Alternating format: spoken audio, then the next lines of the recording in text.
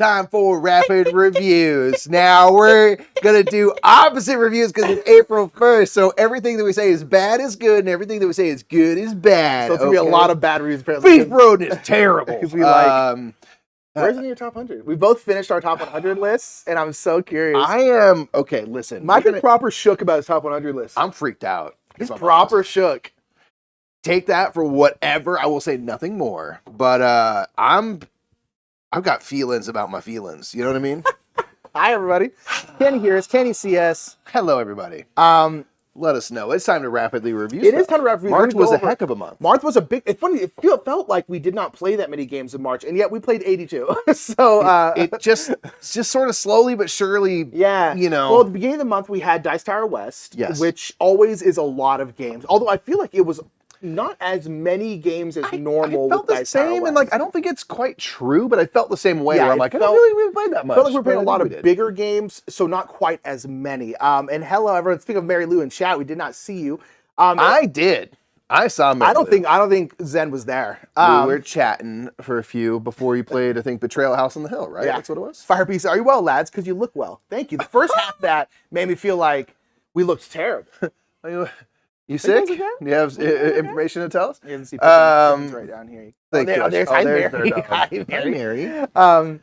Hello, everybody. So, this is Rap Reviews. Hello, sweetheart, my sweet angel. She just wants to be part of the I know, she really always. does. Hi.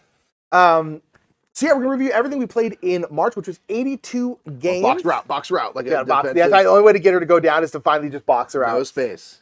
She'll just keep jumping up forever. Yeah. And so that's why I put the boxes right here. Yeah, exactly. So you can't see her. She's back there the whole time. There's so many like game houses where you can't see because the camera's on the other person. The other person's just like trying to keep her down because she just keeps wanting to jump up.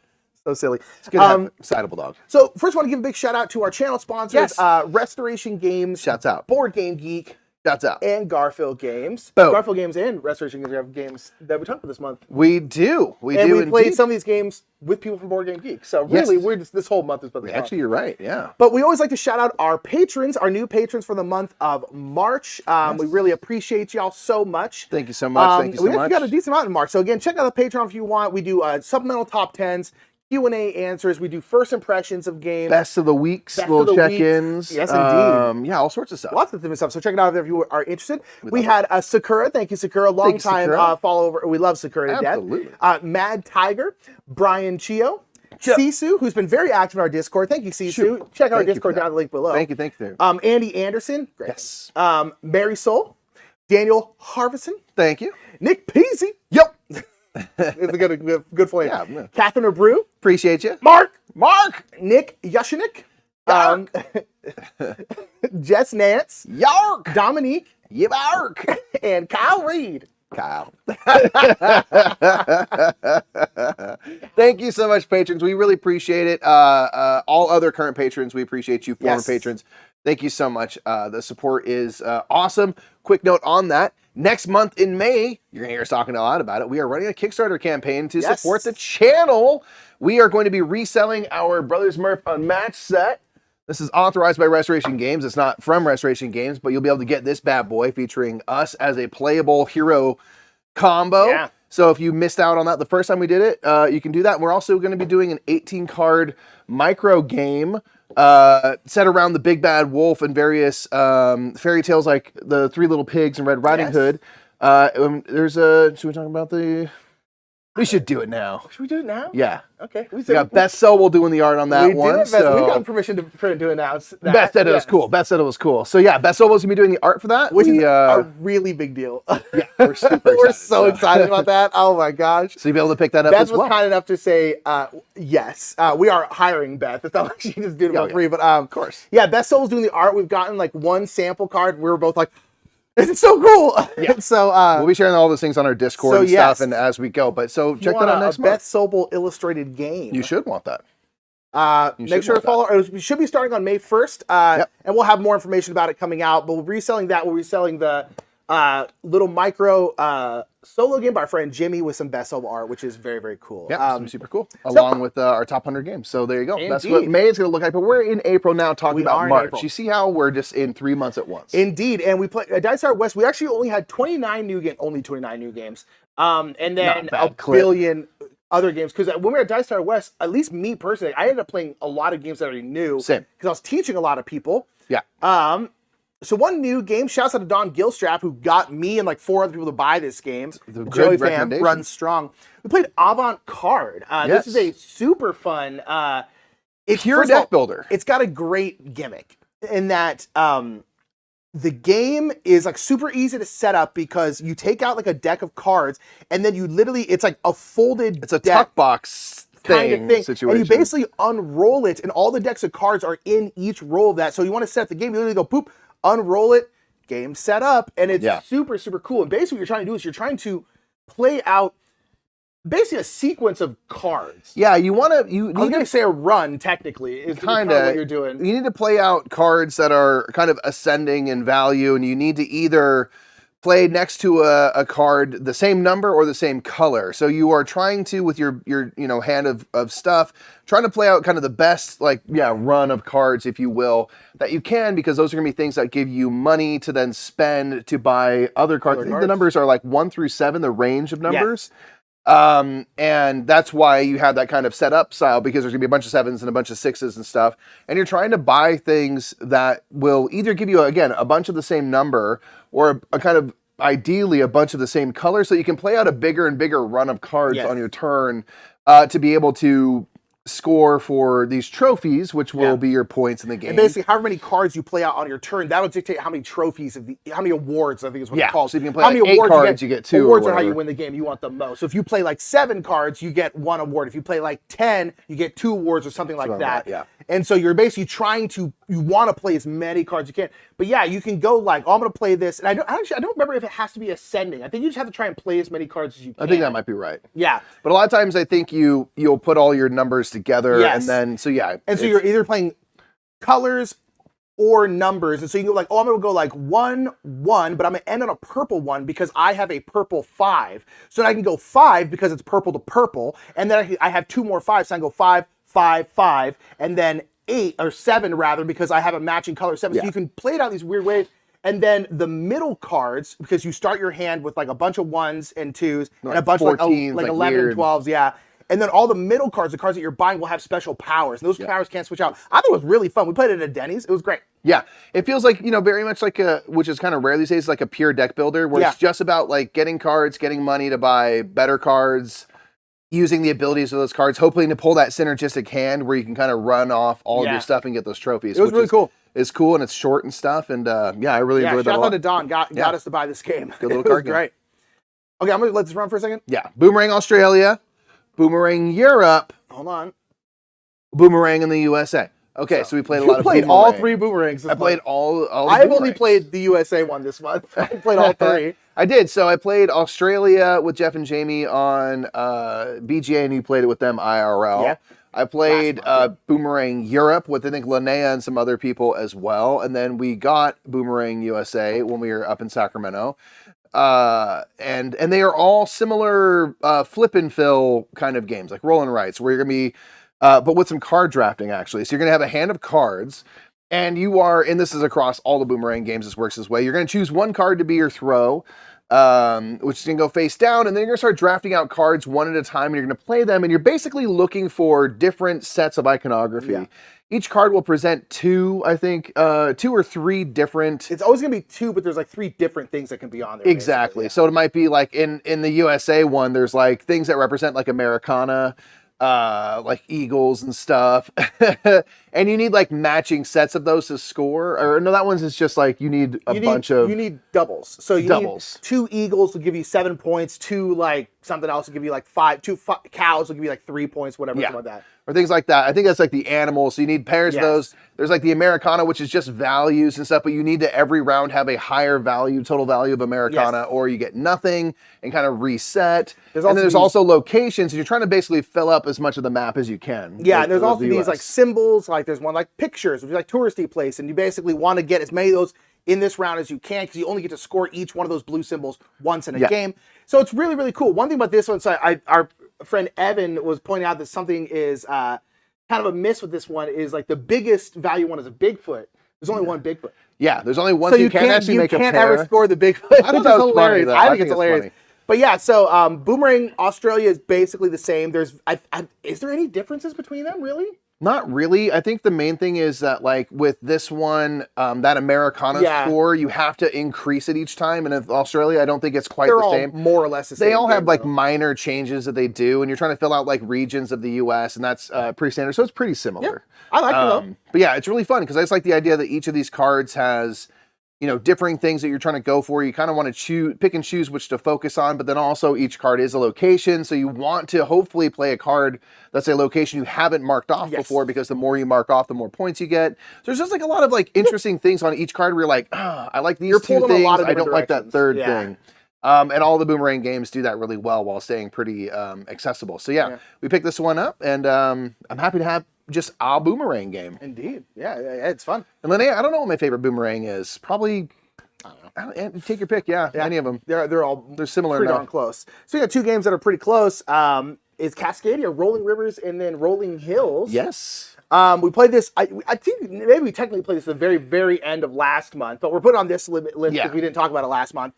This is the Cascadia rolling rights, where you are rolling out dice, which are going to be various animals that you see in Cascadia, like, you know, bears and elk and things like that. Yep. And you're collecting animals onto this little sheet, and you're basically collecting a certain amount, and then you're turning them in to score these cards. And these cards are going to be different landscapes, and those landscapes are have a value. So it'll be like, this is a 3 planes. And then there are 4 different kind of maps in the game. The base part of that rolling, collecting animals, scoring these cards are going to work the same pretty much for all the games. But there's different maps where sometimes you're basically trying to go down lines of the landscapes. That's the one we played on our playthrough of it. So if you get a 4 of a thing, you get to go 4 spots down that track. Yeah, and there's like 4 different maps. I think we played 2 of them, and they were both really fun, and they're like they're pretty different, which was nice. I really liked both the rolling. The 2 games are very, very basically the same. Yeah, so I really enjoy these as well. I do think it's a step up in complexity from base Cascadia, so it's just something to note with this one is, like, I don't think that's a problem. But it is, like, to me, felt more puzzly, a little more thinking through that resource management. So apparently we did talk about this last time. Okay, cool. We just put it on the list. Okay. That's why I was like, did we not talk about this last time? Because I looked at our list from last time, but nonetheless, it's still fun. Yeah, really enjoyed it a lot. It's still fun. Enjoyed it. Thank you, Cosmo Pete, for letting us know. Yeah.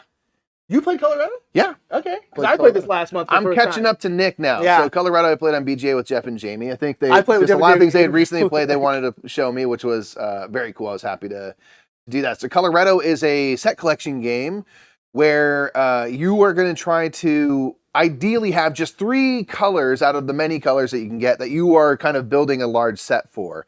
Because only your 3 best sets will score. Everything else that you have will score you negative points. So you want to ideally only collect the cards that you want. So this is kind of like honestly like a spite drafting game. It is, yeah. Where there's going to be like 3 lots if you're in a 3-player game, or 4 if you're in a 4 or whatever. And on your turn, you can either take one of the lots of cards, or you can add a card to one of the stacks. And if you do that, you're not going to be able to take anything that turn. So it's very much about, like, I want to get more cards, you know, so I'm not going to take any of these right now, because once you take it, you're out of the round. Yeah. So instead I'm going to flip over a card. It's a white. I see that Nick is going for brown and orange. White would be the 4th set for you. So I'm going to make it do that so that if you want to take those cards that are going to help you, you at least have to take something that doesn't help you as well. So you're really trying to do that. You're kind of trying to play stuff in a way that will make things, you know, not so perfectly advantageous for your opponents, and hopefully getting stuff placed that is pretty sweet for you to take. Yeah. But I like that idea of, like, if you play something out, if you decide to draw a card, you're not gonna be able to take anything. So you have to wait until it comes back around to you before you have access to something. And maybe, you know, this thing only has 2 cards, but it's like, that's pretty sweet, I like it. And you're gonna do that over, I think, a set number of rounds, and then you kind of score those sets. And again, the more you have a set, there's sort of like an escalating scoring, but once you have your 3 sets determined, anything else that you have is going to be negatives against you. So it's just pretty simple. It's great set collection, but I love the drafting element. I think you can get a little spicy. I love if they're short like this. This is a filler card game. I like spite drafting games. It's a bit of like no things, kind of like anti-bidding, where you're like, no one wants to take this kind of pile of cards because it's gotten really bad. And so yeah, it's really good. I like it a lot. I think it's outstanding. Absolutely. You played some Dice Forge, huh? I did. I played it with Linnea and stuff, and I can't win. I won one game of Space You never win Base. against Linnea. No one does. I won one game of Space Base, and I'm like hanging on for dear life to that memory because that's all I have. I played a game of Dice Forge. I played a couple games actually of Dice Forge recently. This is of course a game that like was the bane of our existence for the longest time because we got this. I don't know the year it came out. A long time ago now. Long time ago. And it was to this day. We don't have it anymore. We got it eventually. Yeah, no. But to this day, I think it's the first time where we got a game and there was major problems in the box in terms of like, for this is a game where you were rolling dice and you were changing the faces of the dice. You're actually physically changing them and clicking on new dice faces, which is a super cool gimmick. Yes. We were missing like half of the dice faces. Yeah. It was unplayable. Completely unplayable.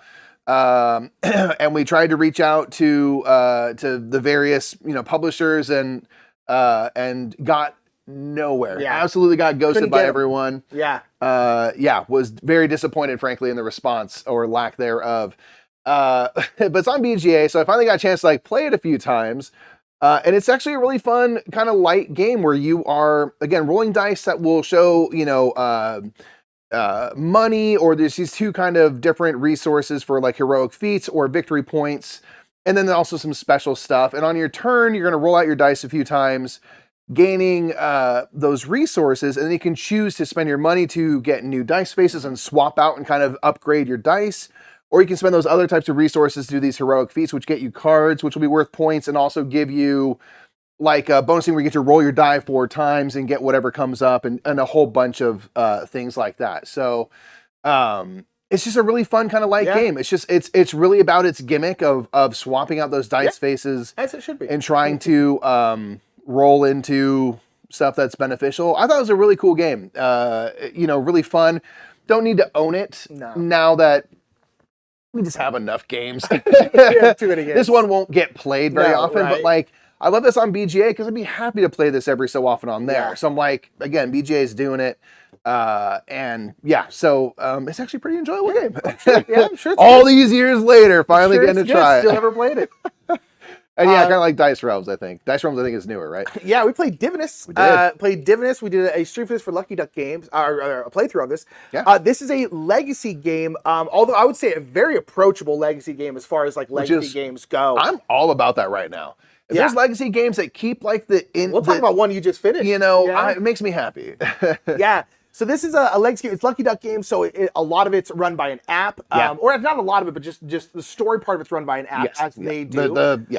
And we both really liked it to the point where we're like, I think we might actually try and play through this, because basically the very first game, we actually, during our playthrough, played the second game, because the first game literally shows you like nothing of the app, because you have to like, basically you're doing tile placement, kind of like Carcassonne style, and you're basically trying to appease the gods. There's two gods, there's like Norse gods and Greek gods, and they're fighting, and you're basically trying to be on one of those two sides. You either want to be on the side of the Greeks or the side of the you're kind of people. You're exactly. You're and kind you of do helping that basically by tile placement, trying to make big areas based off of what the god wants. Like Thor wanted like a big old mountain area, so you wanted to make that.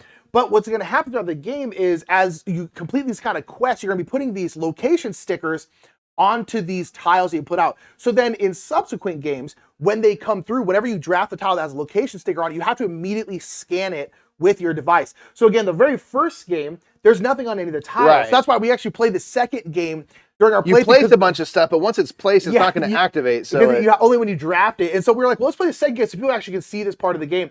But it's cool. And so like then it's like, it depends on who put the sticker on it. It can like benefit you or not benefit you. And it remembers who placed the sticker, because again, it's all tracked by an app. And the cool thing is with the story is like, there's a time where Nick, and you can see this in the playthrough, it's not like spoilers, but whatever. I guess, where Nick had done the quest in the previous game.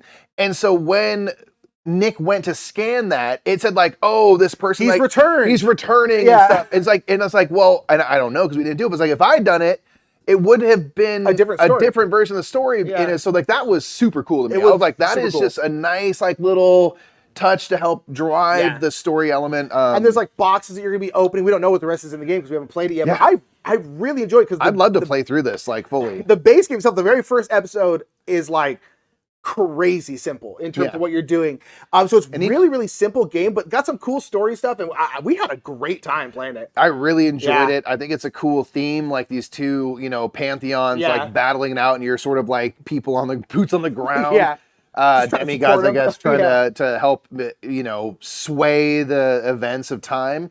And it's super approachable. Like, the game is, I don't know, 30 or 40 minutes. It's not long. Yeah, it's 45 not super max? Complicated. Maybe as it gets later in the Probably game. Probably it ramps up, but it's very first game is like 15, 20 minutes long. Yeah, which I'm like, that's great. Yeah, like, it's cool. I think that's a way to have these kind of games be a success. So, I really enjoyed Divinus. Yeah, I really enjoyed it. Very cool.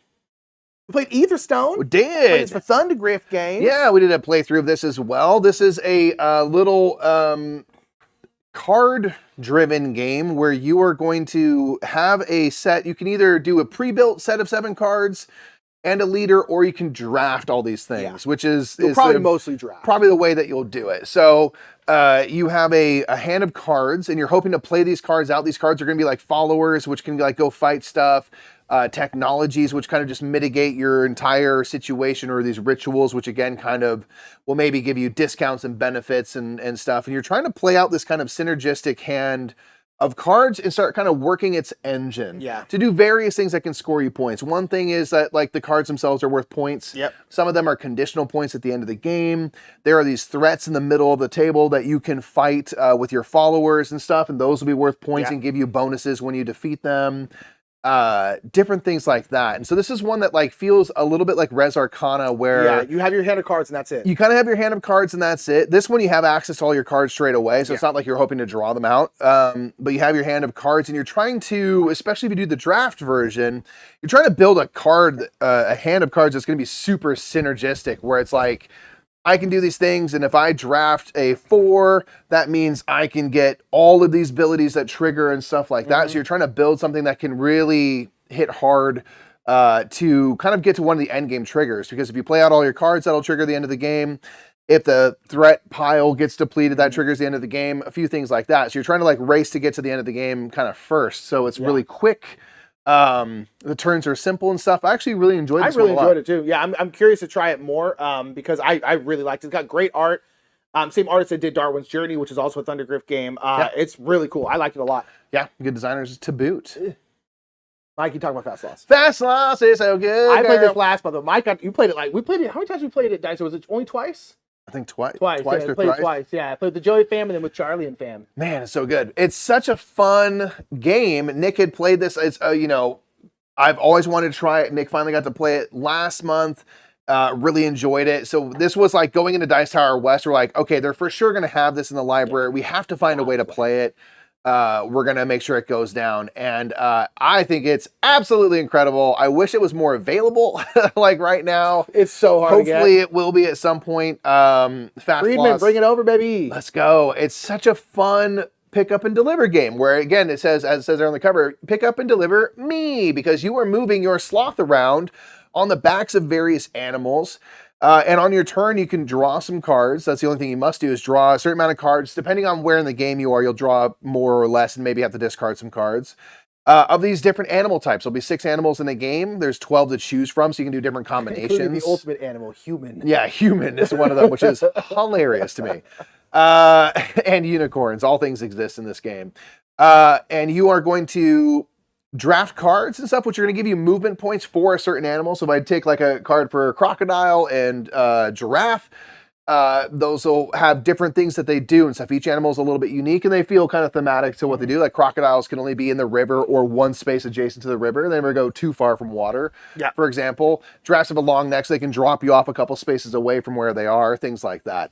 And on your turn, you can draft some cards, and then you can play out as many cards as you want of one animal type to move animals around, hop your sloth on them, get driven around by these animals and stuff, and again, make use of their abilities. It's just super fun. It's just mechanically very simple, where you just draw some cards, play some cards if you want, or you can draw some cards for a couple turns in a row, then wait till you have a big hand of stuff, then play a bunch of crocodiles and race all the way through the river and things. I just think it's super funny. I think it's hilarious. So it's one of the most fun I think the themes game ever. itself is really, really excellent. Yeah, and it's actually pretty tricky to line it all up. On top of it just puts it in the stratosphere for me in terms of how much I enjoy it. Yeah, I think it's outstanding. Yeah, I think it's so great. It's just the things are make you laugh. Like the human, there's basically resorts on the board and these pathways, and the human only ever runs from resort to resort via a path, which can be really great because you might move really far across the thing, but they only go this thing because they're just like like running for their life and stuff. It just makes me laugh. Like the orangutans could just like chuck you from like one monkey to the next, and like you're just going down the line. It's so good. Stuff like that is just, I just think it's just really inventive and whimsical. Yeah. And it's a cool thing to do where the thing that you're picking up and delivering and hopefully going to spots on the board to pick up leaves is what you're trying to do, but you are the device that moves around. It's not like you're not moving goods or whatever. So it's just got a lot of clever-ness built in while being a simple but thinky game. Yeah. But thinky. Yeah. I think it's a masterpiece. This is Forbidden Island. I did. I've never played Forbidden Island. I've never played it before either. We played Forbidden Desert. We got early on in our hobby. Sky? Forbidden. Is that what it's called? The third one? I think Forbidden Jungle's the newest one, which we also haven't played. So I never played base Forbidden Island, which felt like definitely like simpler than Forbidden Desert, where basically there's these tiles around the board, and it's made by Matt Leacock and stuff, so it's very pandemic-y, where you have a certain amount of action points on your turn. Your character might do something that other players can't do. Like I was a pilot in one, so I could just basically jump to any spot on the board for one movement. And you're trying to get cards to be able to turn in 4 cards of a certain type to be able to collect like the fire element at a fire element space. But this island is sinking. So basically you're going to be drawing out cards. This was very pandemic-y. You're drawing out cards, and whatever tiles there are, they're going to flip over to their flooded side. And if the card gets drawn out for that tile while it's flooded, it sinks and it disappears. So you're going to be running out of spots to go to. And so you're trying to managing that and shoring up is the action where you kind of flip the tiles back to their dry side. And just try to, share cards with each other back and forth until you can do those 4 things. I thought it was really fun. It's really simple, very pandemic-y in that it's just a cooperative game where bad stuff is constantly happening and you're trying to mitigate the disasters, those kind of crisis co-ops as we call them. But yeah, it was cool. It's just like one I'm like, oh, cool. Like I see how this ushered in an entire kind of genre of these games. So it was fun to play. This is Genpei? Genpei, I think it would be. Genpei? This is a game. BGA? No, I played it with Dan. Okay. Who got it. It's not great, if I'm honest. It is. I don't even really know what we were doing, if I'm honest. You're getting cards, you're playing cards, you're kind of doing worker placement stuff, and there's these kind of 4 areas where you have your figures that move around, and then they get to trigger different actions. So there's some ability to kind of build these combos, but you're sort of placing influence in these 4 areas. You are trying to get better cards, drafting cards throughout the game. So it's like a little bit of deck building. And those cards, when you play them, decide which area you're going to activate at the board. There's also this Emperor track, which has these steps, which you think is important, but the steps are just a tiebreaker. It was just something that was almost good, but not really. Okay. So it's just it's got cool art and stuff. It looks cool, yeah. But it was, there's just other games that do kind of combo turns and stuff in a more interesting way. I felt just very much okay, do this, and it shifts this piece over here, and that's a Tory thing, which means I shift this thing over here, and then I get a card. You did all this stuff, and I'm like, and here's my one thing I got for that. And I'm kind of all right. So it was not good. Okay. But hey, they can't all be winners. For all those people that we say we like everything, prove you wrong. One commenter out there. They know who they are. They know who they are, yeah. I'm sure they'll comment as well. We played High Seas in the Grand Austria Hotel, Rolling Right. Which we picked up when we picked up Boomerang USA. Yeah. I played this with Jeff and Jamie last month, but then we picked it up, so Mike got a chance to play it for the first time. I know. It's like Grand Austria Hotel, where you're rolling out dice, and those dice are going to dictate kind of what action, or really the strength of the various actions. Because there's 5 different actions in the game, or actually this one's only 4 different actions in the game. And basically, it's like Grand Austria Hotel, but only the hotel part. Just the opening and closing rooms bit. There's no cafe. The cafe, all that stuff is gone. And so it's just the hotel part, which is nice because it makes it a lot lighter, basically. But it still has those really still pretty tough, it still has the really tough decisions that Grand Austria Hotel does, where you're kind of just like, you're at the mercy of the dice. Whatever gets rolled, that's what the strength of that action is. And so everyone has a different board. There's like 8 different boards in the game. Everyone has a set of 6 different staff that you can hire. Those are all different as well. So it's got a lot of variety in there. But basically, it's your rolling dice. A lot of those dice are going to allow you to open doors, also close doors. And then those doors, mostly when you close them, are going to bonus. You can like, oh, because I closed this one, I now get to open a blue door. And so you're comboing stuff into each other. Let's be honest. Nick was comboing stuff together. I was not. Nick did a lot better than I did in this one. Game. I really like it though. It feels kind of like a light version of Grand Austria Hotel that's quicker. And I enjoy it. Yeah, I think it's really cool. It gives a lot of that same feel. The stress that kind of Grand Austria Hotel puts on you, where in this one you still feel very under the gun, like there's just not a lot of time to get stuff done. And you have this kind of big board with a ton of rooms, and it's like, how am I going to get anywhere with this? And Nick really did do a good job, having played it before, kind of the sequencing. And what I found a lot of times was like, oh, I get this bonus. And I'm like, I can't afford to do that bonus. I'm like, oh, so I was just like behind. So I needed to close a red room. I don't have a red room open. Yeah, crap. Okay. Exactly. Yeah. I had that so much time. It's like, oh, but if I was paying more attention, or with subsequent plays, I'll be able to kind of envision what I'm trying to go for better. And you can really do a lot when you don't feel like you have a ton of time. So I think it really captured the essence of Grand Austria Hotel really well. Yeah. And I'm happy to have this if it's like, not that Grand Austria Hotel is a super long game, but like, it's like if we're just ever under the gun for a time or just don't want to have to set up as much, I'm super happy to have this as a all to play. And honestly, we could probably put that in the Grand Austria Hotel box and straight up. It's possible.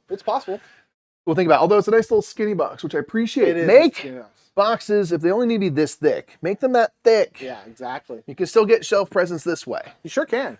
Mikey, you got to play hooky. I did. I played hooky this whole month was me catching up to games you'd already played. It really was. We played this game 3 times at Dice Tower West? Yes. We played it 3 times at Dice Tower West. It was absolutely kind of the game of the con. That and Fast Slots were just like the things that we came back to. Well, the game of the con is a game that we cannot speak. Yeah, I mean, obviously that, but Oh, man, can't wait. The most anticipated game of the year, y'all, has been played, but we can't talk about it. But Hooky, I am proper obsessed with Hooky right now. I is proper obsessed. It's very cool. I did play this again actually with Atlas and chat and stuff, so I played it a number of times overall.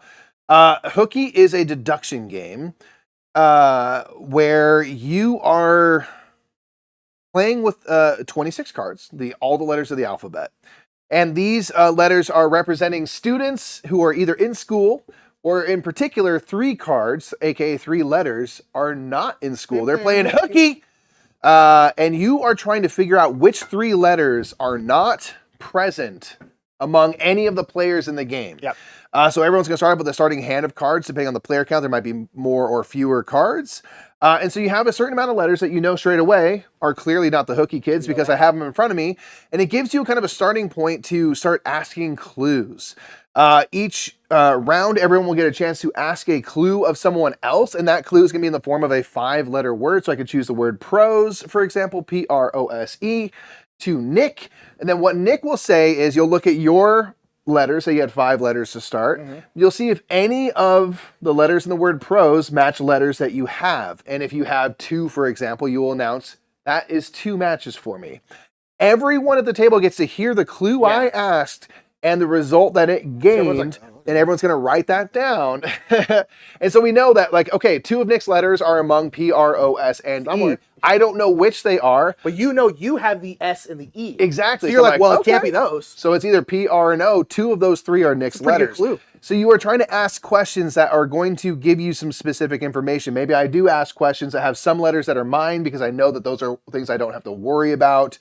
and you are trying to figure out what everyone else has, because every correct guess of like Nick's letters I get will give me points. Yeah. But then as you go to do it, you start to see like which 3 letters have not been mentioned by anybody. Like what is not being claimed by anyone, and you're trying to figure out what those 3 missing letters are.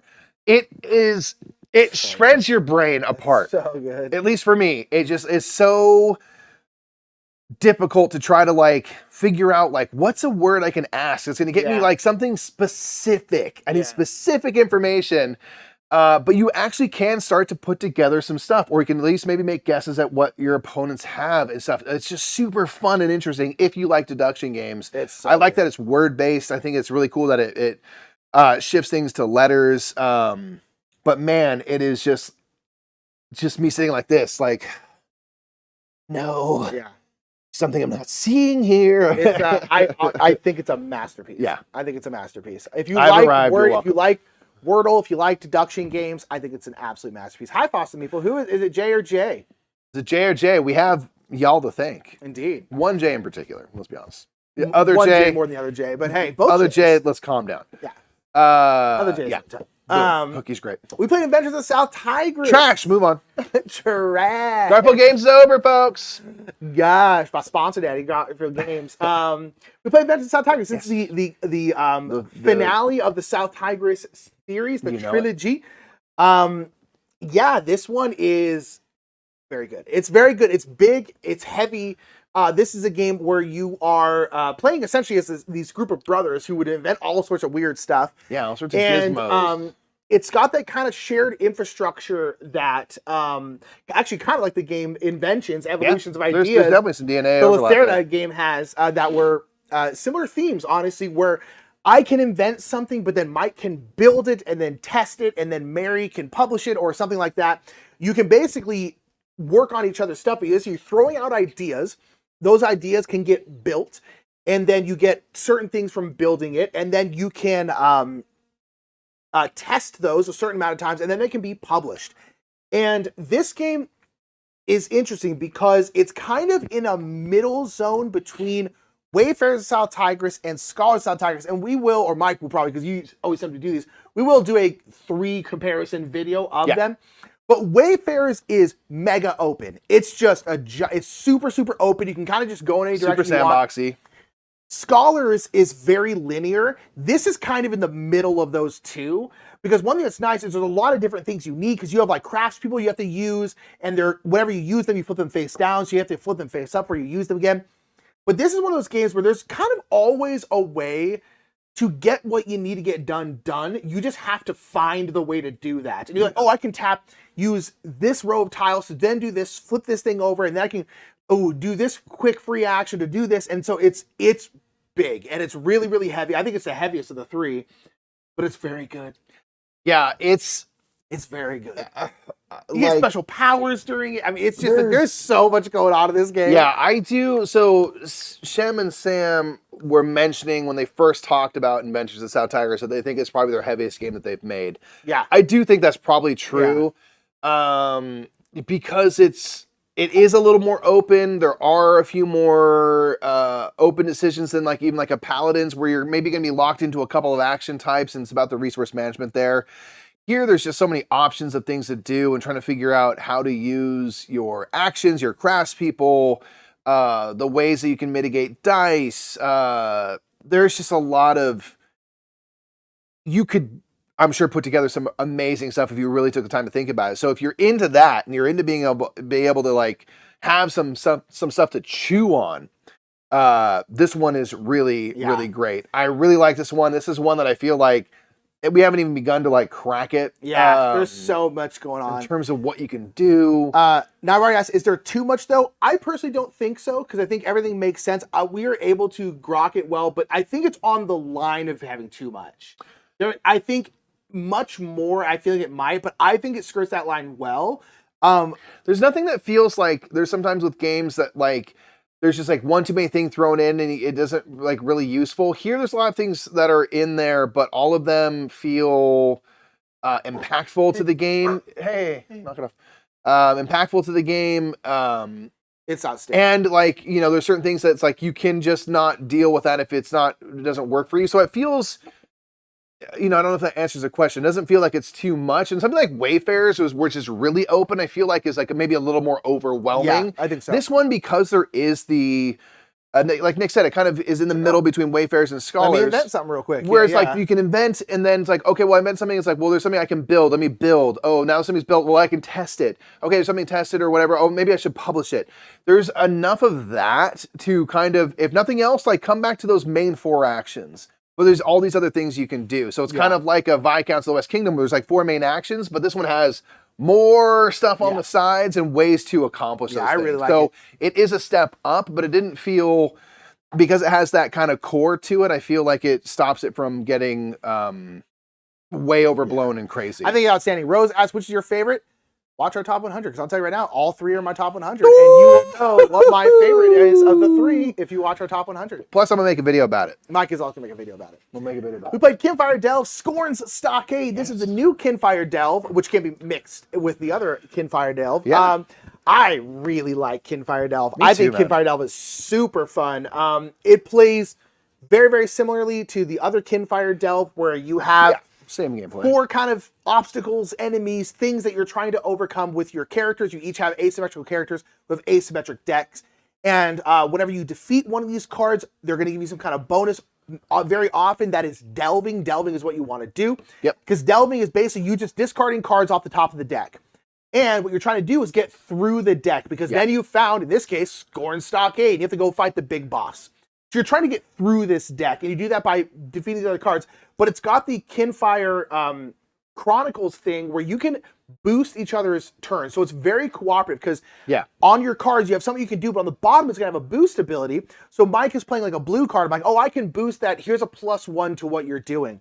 And so I really like that about Kfire and then the Kfire Delve games, where they feel it's not just a cooperative game where you're all working together. This is a game where you're actively helping each other basically every single turn. It's super, super fun. I really, really like it. I think Incredible Dream is like really crushing it right now. These games are $20. They're super cheap for like what they are. They have like crazy foil on them and stuff. I mean, they're like super insane. well produced. Yeah, like hey. I think it's an absolutely outstanding game. I think both are great. Both the characters in this one are cool. Both the characters in the other ones were cool. I hope they keep doing more Kfire Delve, because I think it's a really awesome, fun system. Yeah, definitely agree. Yeah, it's a blasty blast. Blast. I played Kolejka. I don't speak Polish. I'm sorry. It's Q in English is what it's called. I played this with the Joey fam over at Dice Tower West with the Thinker Themers fam, the Joey fam. Waiting for JFK Jr. to come back then. Yeah, exactly, man. Wow, Nick's a Q head, guys. Wow. So this Q is as in line. Q-U-E. Kolejka means Q and Q means line. There's now we're back so to many, English. There's so many American U's English. Yeah, exactly, right? Yeah, Q is a weird word. Q-U-E. Q-U-E-U-E. But nonetheless, this is a game where you're in like Depression era Poland, I think, or bad times Poland, and you're basically queuing up, lining up to get various resources, more or less survive. So you're trying to get like everything's heavily rationed. Yeah, house supplies. You're trying to get food. You're trying to get clothes, this kind of stuff. And so you're getting in lines with your little people, and then you're playing cards, and these cards are basically going to manipulate those lines. You can have it where you move someone back in line, you move forward. You can literally have it where you pick up the entire line and flip it around. You can close down a store, but like no one's getting food this round and stuff like that. And you basically have very spicy. Yeah, you have an order sheet. And the order sheet is like, I need 4 food cards, 3 household appliance cards, 2 clothes cards, and 1 electronics cards or whatever. Yeah. And that's if the first person to get their order done wins immediately. And so you're just trying to get that done. So you're trying to stop other people from getting what they get while trying to get what you get. It's super mean. I haven't played it in years and years. And then the Joey fam broke it up because I know Maggie really likes this game. And it was actually Amy's first time playing. So Amy and Maggie were kind of teaming up. And I was playing with them, a bunch of other Joey fam. It was great. I like this game. It's really weird. It's got super weird art where it's like a bunch of like magazine clip outs basically. I think it's together. I think it was like Amy and Maggie were talking about it in their video. I think it's like actual art from the time I think so, and like yeah. the place. Like it's propaganda art or very whatever. It's very cool. place in its history, and I think was kind of meant to be like the game is designed like as a reminder of like this was a really hard time. Yeah, really rough. And it was kind of a wild time. So the game, yeah, it's got some strange art to it and everything, and it's fun though. Yeah, it's fun. I think it's a really super mean, but that's the whole point, right? Is that it's like everyone's kind of desperate to get their stuff. Like, everyone's trying to get chicken. I'm like shutting down the chicken store. It's just like it was great. Dang, that's right. It was very, very fun. I played Make the Difference. I hung out with our good friend Crystal Dax, and me, her, and her dude played a whole bunch of like small games, kind of all in a row. Cool. And so one that we played is this only game, Make the Difference. I think this game is so freaking cool.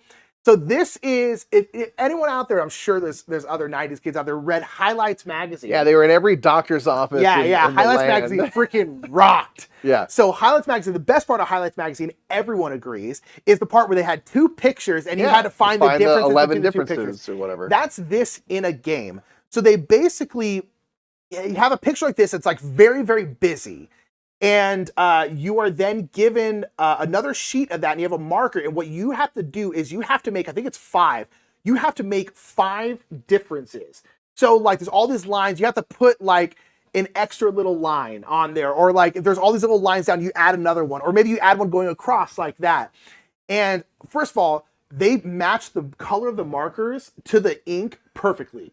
Where it's that's really what that was my hard first question. to Like, tell. how do you not just obviously see it? And like, and I think I saw a thing you like had it. I'm like, yeah, you really can't spot it. When very you quickly. do spot them, you're like, oh, they're very slightly different. But when you're seeing all these jumbled lines, you really can't see them. That's so cool. And then basically, once everyone's done, you go one by one, and then basically you give it to the other people, and they have to try and find the differences. And so basically, there's a timer that's a minute, and if you find one in that minute time, you will get a point. Once that minute is done, the minute thing flips over, you have another minute. Now, if anyone finds a difference, they get a point and I get a point. Because it took them over a minute to find it. Wow. And then any that are left over, I get points for. And then there's even this teeny little ruler where I think it's the ones that are left over. Basically, how big it was, you'll get a certain amount of points. Yeah, because like you put a really big line that no one finds, people are like, whoa, that's actually... But if you put like a little dot, you're not really going to get anything. Because it's too easy to hide. That's a cool idea. And it's so much fun. I thought it was great. What a cool, weird idea. Because it is hard to find them because they're all these super line-heavy things. And you're trying to get clever. Like, oh, there's like this kind of spiky plant. So I was like, I'm going to add like another spike in there. Yeah. And they didn't find it. Yeah. And sometimes you're like, I'm going to add this thing. And they're like, oh, there's a change. You're like, oh, crap, dang it. So like one had like kind of a line. So like I made a little smile. On like one, and they're like, oh, he's smiling now. And I was like, oh, dang it. And so it's like, it's really, really cool. I thought it was really, really fun. Man. I thought it was a great little filler game. I thought it was very cool. Foster Meeple Jeff out here says Highlights magazine is a core memory. Yeah, dude. Yeah, all right. God, Highlights magazine rules. Man, it made every dentist trip a little bit better. Played Masters of Renaissance. Okay, first of all, Mikey, what? This is called Masters of Renaissance, Lorenzo Il Magnifico, the card game. Yeah. That's too long. That's what it is. But that's too long. But it's Masters. But so is High Season. I agree with that one. I agree with that. High Seasons, the Grand Austria Hotel, Roll and Write is too long of a name. This is a version of Lorenzo Il Magnifico that is... it's so funny because it's like the card game. But like the core thing is like these marbles that you're moving around to get resources. So like to me, I'm like, it doesn't even seem like, it's not like you're card drafting. It's very Lorenzo Il Magnifico. They can't sell the marble game as well. Yeah. So this is based on Lorenzo Il Magnifico, where you have these cards you're going to be getting out in the game, and everything's kind of centered around getting these cards now. And you are going to be kind of doing these... a couple things on your turn. One is you have this kind of grid of marbles, and what you're going to do is you're going to select a row and a column, a row or a column, I should say, and then you'll get any resources that are on there. So if there's a blue marble, you're going to get like a shield, or if it's red, you'll get to move up your faith track and stuff like that. And then a marble's going to get pushed into that, which is going to push another marble out. So it's kind of like shifting as the game goes. And you are, you're going to be doing that to build up these resources, but your kind of main store of resources from doing this is very limited. You can have 3 rows. One can have 1 resource, one can have 2 of the same resource, and one can have 3 of the same resource. You can hold 6 things total. and it's very limited. But then as you start to buy cards, you can then on your turn instead kind of run some of your cards and basically turn in stone to produce 2 shields and things like that, which then go into this other storehouse area that isn't so limited. So you're kind of trying to build up like a little mini engine to start running and getting these better resources, to start buying level 2 and level 3 cards, which go on top of your level 1 cards. 2 goes and 2 goes on to a 3. You also have like your leaders like Lorenzo Il Magnifico that you can play out based on the types of cards you've bought and stuff. And I think after 7 cards, the game ends. So it's kind of like just a reduced, shorter version. Yeah. There's no dice rolling and dice drafting stuff. Yeah. There's just like the resources and the cards. I enjoyed it. It's one that I'd like prefer to play physically to see if I can like really wrap my brain around it. I think like the Lorenzo Il Magnificos are still just not for the Simone Luciani games and stuff are just not at the top for me, but I did enjoy this and would happily play it in real life to get a better sense of what the heck I'm doing. Sure. But it was a fun play for sure. All right. Real quick before I talk about the number, we need to talk about Mlem. We forgot to log it last month, but we did play Mlem Space Agency. Yes. It's not MLEM. It's literally Mlem. Mlem. Because it's about cats. Yeah, so we played this with Lincoln and Nikki, Board Game Geek. There'll be a game night about it. And so we played Mlem, which is a Reiner Knizia game, the king of theme, as we all say. And it's like cat astronauts. You're a cat astronauts, and it's kind of a joint push your luck game where you're all in a spaceship, and then whoever's the captain is rolling dice. Yeah. And then based on each spot where you are, there's certain die faces are the only ones that can be used, like 1, 2, and 4. So if you don't roll any 1, 2s, or 4s, you crash. You crash. And then everyone basically comes back to Earth, and then captain moves to the next person, they start going. And then basically, like, if you roll, say it's 1, 2, and 4, you roll 3 2s, you then can use those 3 2s to then move 6, because it's 3 2s, 6 movement. But the thing is, then those dice go away. They're now not in the pool anymore. So any dice you use that go fuel, away. Essentially. And now this next spot, there's like one of these afterburners, and then a 5 and a 1. And so basically, that's what you have to roll in this next one. But now you probably have less dice because you use some to get here. But they have those afterburner spots, which essentially are the 6. If you roll an afterburner, you then will get that die back. Yeah, it doesn't get used up. Which is nice. And you're basically trying, it's got this really long board. You're basically trying to get as high as you can. And then throughout the expedition, you can choose to essentially depart. And you can depart on various moons, which will just straight up give you points. Or you can depart on different planets, which are going to be majority rules at the end of the game. If you have the most cats on there, you're going to get the top points. Second place gets the next points, and so far and so forth. I thought it was really fun because you're all on the same ship. So the person who's rolling the dice, you're kind of like goading them to go farther because you're trying to get up to this next planet. So you're like, let's go. So it's this kind of, it's one of the few instances I feel like semi-co-op actually really works. Yeah. Because you are all on the same team. You all actively want to go farther. Yeah. But sometimes you're like, nah, I don't trust you at all. I'm ducking out and going to this moon. Yeah. I thought it was great. Yeah, it's really cool. And I think that halfway, one thing that's fun is like halfway through the expedition, the captain can be like, I'm content. I'm hopping off on this planet. Yeah. Then whoever's next in line on the rocket becomes the new captain. They assume the dice in the control. So I thought it was really fun. It's a perfect Reiner Knizia game where it's like very easy to explain. It's quite light in terms of rules, but there's some fun, things to consider. And each cat that you bring onto the ship has a little bit of a power. So which cat you use when. There's one that has a parachute, so if you crash, you can still land on a planet, and things like that. It's a good time for sure. Yeah. Plus, it's pretty thematic for... Pretty thematic. Yes, indeed. I played the number, again, with Crystal and a bunch of other people. And this is this very interesting game where you are going to be writing a 3-number sequence. You have access to numbers 0 through 9. So you have 10 different numbers. And so you can write like 1, 4, 2, basically. And then once everyone writes their sequence of numbers, you're going to put them in order of highest to lowest. So the highest is going to be whatever the leftmost number. So if you wrote like 999, that's the highest it can possibly be. That's going to be at the top, and then the next lower, and you put them in a big line like this. And basically, you want to not get knocked out in the round. And how you get knocked out is if any board that has the numbers on them lower than you has any of the numbers in your sequence, you get knocked out. So if I have 999 and the person beneath me puts 897, they have a 9, they're beneath me, I'm now knocked out because they match one of mine. But it's only people below you. But here's the thing. If you stay in the round, or even if you don't stay in the round, you can only use each number once in the round. So if you put like 3, 4, 5, okay, but now you cannot use 3, 4, or 5 for the rest of the round. You're just like sitting to see if you get knocked out or not? No, so you just can't use those numbers. You can use other numbers. You just can't use numbers 3, 4, or 5 anymore. Okay. So a lot of times you want to put like 2, 2, 2, because then you're only knocking out the 2s. But you're also not going to knock out many people above you because you're not putting a wide array of numbers. So a lot of times you're putting like 5, 7, 5. You're kind of like doubling up something.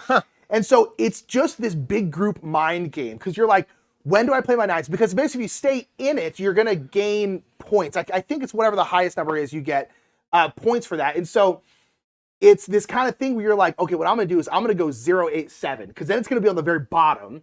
But then anyone with 8 or 7 above me, it's just going to get knocked out. And so it's this kind of time where there might be certain times also where you're the only person who can play 9s.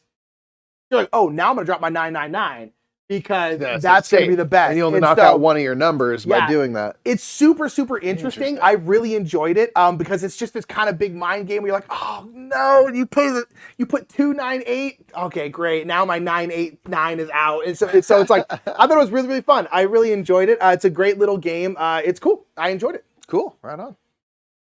Jimmy, I do need to try the expansion for Lorenzo. I think I have it. You played Rebel Princess. I've heard so many good things about this game. It's a trick-taking game. It's very Hearts-ish in that there's one suit that you don't want to take. I love the theme of this so much. I think it's great. So you are a rebel princess. You are Pocahontas or Mulan or Cinderella, all the Sleeping Beauty there on the cover. All of these famous folks from lore. And you are getting a hand of cards. And you have your little thing, which will give you a player power. And then each round there will be a different game-changing condition, essentially, that will only affect that round. And you are playing standard trick-taking, and you have different suits, I think, that are like landscapes, but one of the suits are princes. And basically the whole thing is that you don't want to take princes because they're trying to marry you. Yeah. You're trying to get, your family's trying to marry you off, and you're like, no, I don't want to marry these fools. And so you are desperately trying not to take princes, kind of like Hearts. You're trying to avoid Hearts. Yeah. It's very much like that, where you're just like, just trying to ditch princes and send them to other people because they're all negative points against you. I thought the theme was amazing. I was like, it's so great. The idea of just like, get these dudes away from me. I thought it was very apt. So yeah, there's basically that suit of cards. There's like one frog, but it's like the frog and the prince. So it's like 5 hearts or whatever it is for you. It's all bad. So it's one that I quite enjoyed as kind of like a fairly standard trick-taking game. Yeah. But you have each round a little thing that changes up what's going on, and your player power changes. It's like a once a round, typically once a round ability you can trigger whenever you want. So there's like a couple little stitches to it that add a little fun and variety while keeping a very standard kind of trick-taking game experience. So it's one we are gifted by one of the Joey fam into our library so we could have it for when we do Bing Bong Con. And I like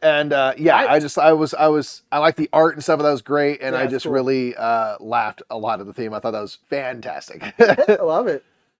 I played River Valley Glassworks. Mike, you played this before. Look at that weasel in the front. God, it's so cute. Chilling. I really liked this game. We played this with Benita, Queen Bee, while we were waiting to play KORA. Yeah. And this is a really interesting game where you're collecting these river glass. You're pulling out of the river, and you're basically trying to collect sets of them. You basically want a lot. Basically, you'll get points for having a high amount of one, but you also want to get a whole bunch of different ones. You can kind of score in 2 different rows and ways. columns, kind of, rows and columns and stuff like that, and then you draft them by. Is it turning in 2 of the same? You can on your turn place a 1 if you want onto a river tile, and all the river tiles basically can take a different shape of glass, and you can basically place it down on that, and you can take all the stuff from one of the adjacent things to that. It's similar, you can use 2 of the same to make a wild where you can choose from anywhere. So. Yeah, and so you're like, oh, I really want this one. Oh darn, I don't have the shape I need to take this big group of glass there. I thought it was really, really cool. It's got like really, really great components. The art obviously is like, this is like what Andrew Bosley is made to do. 100%.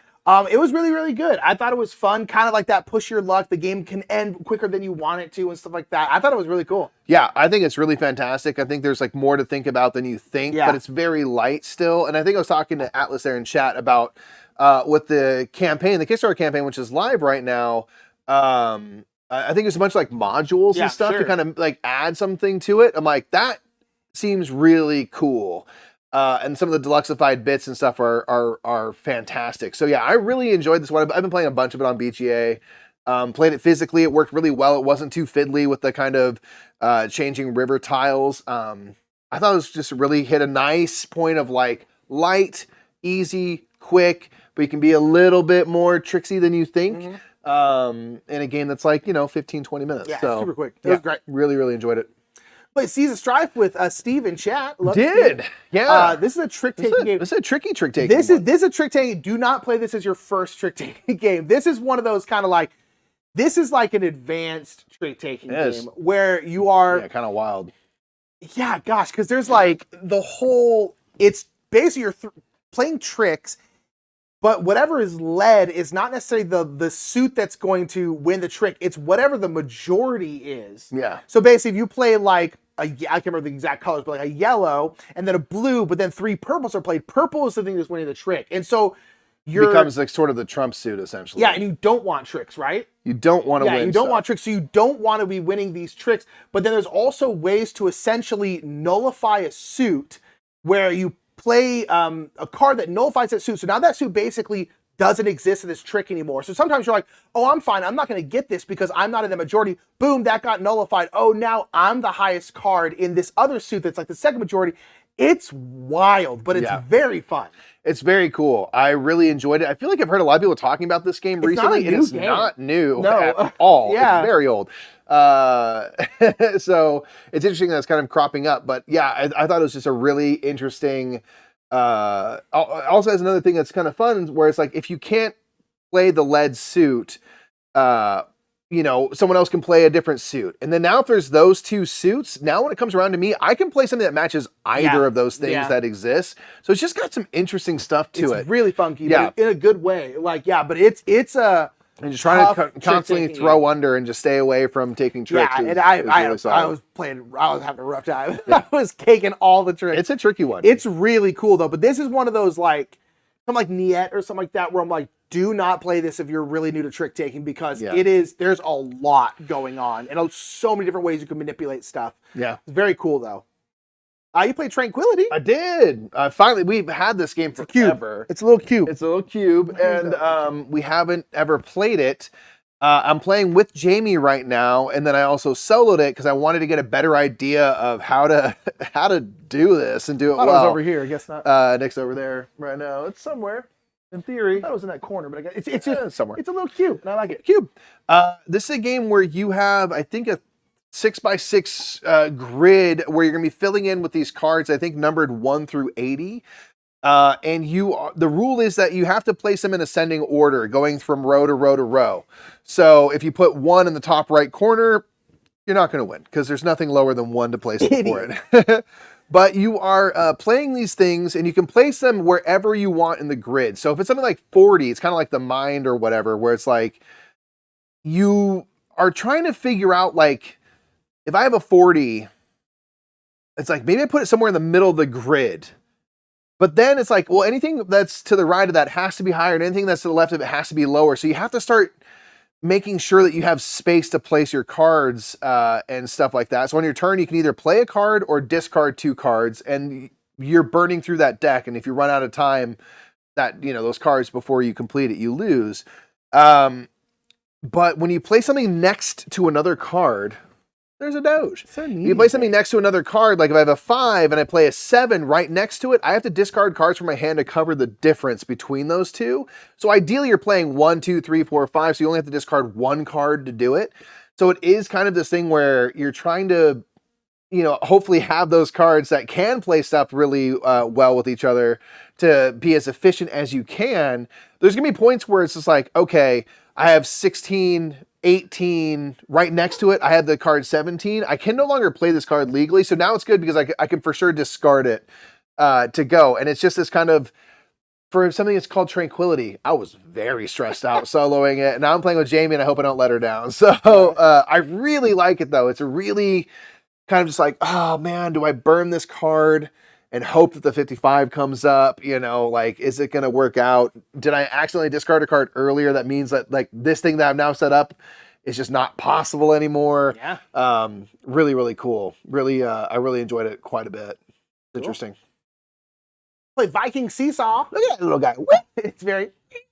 So, this is a Reiner Knizia game. Another Reiner Knizia. I played this with Crystal. This is this little hi mirror. Oh, look, people can actually see you because you're right there. So this is a game where you have this like seesaw thing, and everyone has the same like 7 or 8 pieces, and they all are different shapes. They have different. Like, there's one like a big metal cube that's like super heavy.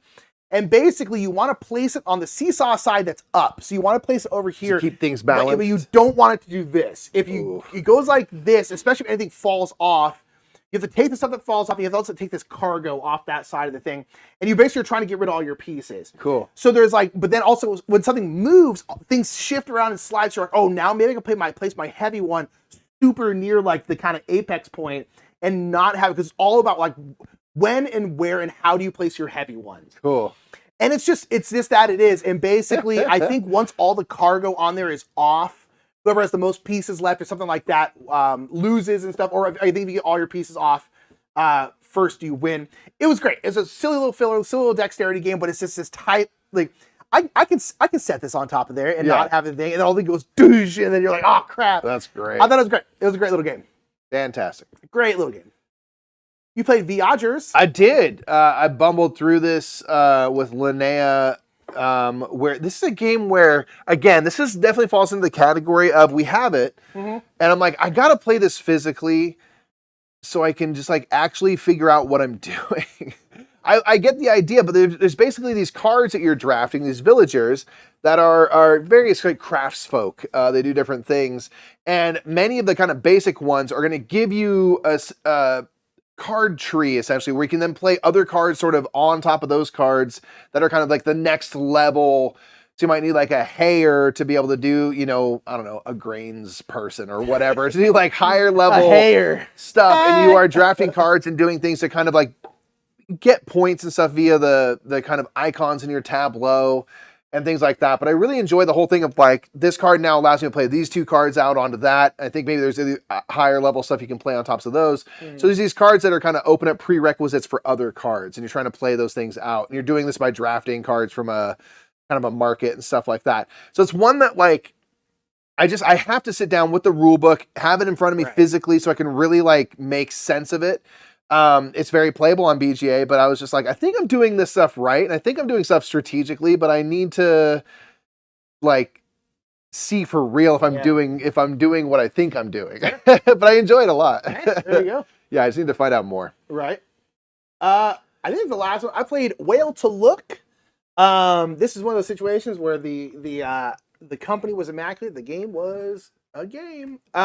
This is an oink game. I played this with Reggie and Tara and a couple other people at Dice Our West very late at night. As long as the company's good. It's a little oink game. It's a little deduction game. It was fine. I just don't think it was particularly great. Not all oink games are made equally. No, they're not. There's some that are good. There's some that are very mediocre. Yeah, exactly. I think this is unfortunately the mediocre one. Company though, absolutely immaculate. Love Reggie, love Tara. So it's like, so basically this is a game where this also game has great little components because you have little boats and you have little people in the boats, and then you put them in there, and then you're basically, there are these different like fishing spots in the ocean, and then there's the white whale and then the black whale, which is an orca. I don't remember what kind of whale this is, and I can't remember which one goes where, but basically one of the whales is going to go to the spot that has the most fish, and then the other one's going to go to the spot that has the least amount of fish. Okay. How you determine that is there's all these different ocean spots, and then around them there's going to be 4 chips. And then basically on the chips are going to be on the other side a value, and that's going to be how much fish is there. So basically at the end of the round, all the things will be revealed, and basically whatever has the highest value around it, that's the spot with the most fish. Whatever has the least value around it, that's the spot with the least fish. So basically what you're doing is you can like basically move your boat to a spot, and you get to look at one of the tokens. You get to see what's on the other side. So I think it's like 1 or 0 through 5. So you see a 5, you're like, ooh, this is probably the most fish spot. But if the rest around are all like 1s and 0s, it's probably not going to be the most fish spot. So you're basically trying to deduce what's going to be the most fish, what's going to be the less fish. There's a couple different like special actions you can do. You can like flip one up permanently, and now everyone gets to see what that one is. But there's a lot of like bluffing where you're like, I'm going to put my boat over here, because basically you want one of your boats at those spots because you're whale watching. So you want your boat's at that spot so you get to see the whales basically at the end of the round. Cool. But every round you also have to move one of your boats, and you have 3 different boats. So you're constantly trying to like move them, but then at the end of the round, be where you need to be. I thought it was fine. It was very okay. The deduction I didn't think was particularly interesting. This game I think is cute theme, really cute components, but the game itself is there's not a lot there. Yeah, it's whatever. Sure. But the company was immaculate. But yeah, it was very like meh, in my opinion. But yeah, love the people I was with. There you go. All right, so that was. Oh no, we played Roth was the last thing. This is the last thing. Roth. So we played this. Is the new Chip Theory air control game by Manny Tremblay. Indeed, yes. They went with the outside designer and art, obviously from Manny Tremblay as well. This is an area control game. Here's the thing. They keep saying, like, it's for area control. People don't like area control. No, it is not. That tagline is not true. Straight up an area control game. I love y'all so much, Chip Theory and Manny, but that's not true. This is an area control game. It's a good game. I think it's a good game for people who aren't into super long, brutal area control games. I think it's a nice, quicker but that tagline makes it sound like it's not an area control game, and that's literally the entire only thing you're doing is area control. This is a game where you have an asymmetric faction. You each have kind of your basic troops, which are all the same, and then you have some like elite troops, which are all different from everyone else's, and give you different opportunities to score points and gain your money, your KORA. And do stuff to kind of mitigate the board. And what you're trying to do is you're going out, you're dice drafting, which will give you the dice that you draft will be the action types you can take. And you can use those to move onto the boards, move from region to region, attack each other, and do stuff like that. And you can spend your kind of money to bring new elite troops into the map and stuff. And at the end of the round, whoever controls each area of the 8 areas scores points. If you are the only person in that area, you get to dominate it and score extra points. And then maybe your units give you bonus points as well. Depending on, And you're racing to like 30 or 40 points, whatever you're playing to. I thought it was really good. I really like it. Because Nick and I aren't super into area control games and stuff. And so I do think that the kind of, again, the tagline thing is like, I don't really want to play Blood Rage because there's a lot of things going into it, and it just kind of takes a while, and then we can get destroyed. Here, the game is quicker, it's lighter, it's actually a fairly light game to play, especially for Chip Theory. It's on the very light side. Yeah, really though. And really enjoyable. So I think it's a game for folks who don't like area control. This might be the area control game that you like, but the whole it ain't for area control. It is area control. I think Manny Tremblay has said that. Like, Manny, don't quote me because I heard this through another party. But basically, he's like, Manny was basically saying that, like, Manny does not like area control games generally. So Manny was like, I'm going to make one that I like. Yeah. But it's like the way that sounds makes it sound like it's not an area control game. And it's like, it is. I really liked it. We've played it at 2 and we've played it at 4. I would say it's definitely better at higher player counts. At 2, it was a little too open, or you just have to be really, really aggressive. Yeah. But I thought it was cool. I really liked it. All the factions felt very, very different because your elite troops are really different. I really liked the art. I mean, it looks so good. It's Manny Tremblay, of course. But I really enjoyed it. I liked it a lot. I completely agree. I thought it was great. I think it's really fun. I'm excited to see the final product. What we played was obviously a prototype, a nice prototype, but there was a lot of things that were already slated to change in terms of the look and everything. But I thought it was very cool. I thought it was very cool. This is one that I'll be like happy to play. And like most Chip Theory games, it'll have a solo mode, so I'm very curious about the solo mode as well. Definitely, yeah. I believe that was all the new stuff. So now we're going to very, very quickly go through all these other ones because there's a whole bunch of these. Seven Wonders Duel, Mikey. I played Seven Wonders Duel with Jeff on BGA, and he beat me militarily, which I'm very bummed about because I just couldn't. Everything was just like flip over. It's like another military card. I'm like, oh, I was trying to like stay away from it because I had that game though. I had him dead to rights otherwise, but he beat me militarily. You love to see it. It's a great game. Played Ark Nova. Been playing some Ark Nova, man. I had a good game of this. Yeah. Again, not to complain. I had a game where I was like, I'm finally going to beat Linnea. I'm ahead, staying ahead. It doesn't happen, right? Lost by like 20 points still. And I'm like, what happened? Linnea. Where did I go wrong? Such a good game, though. I know. So Played Azul Mini. Azul is fantastic. I really am enjoying it lately. I've been playing it again on BGA more. I just enjoy what you're doing. Yeah, it's just kind of interesting where I kind of played it out and then took that long break, and now I'm back in it and just like really appreciate it for what it is. So yeah. Azul will be doing it. Raylo, just will answer that question at the end. We'll also do a Q&A at the end of this, y'all. So if you have any questions, pop them in the chat. Please do get them in there. You played Boop. Played Boop.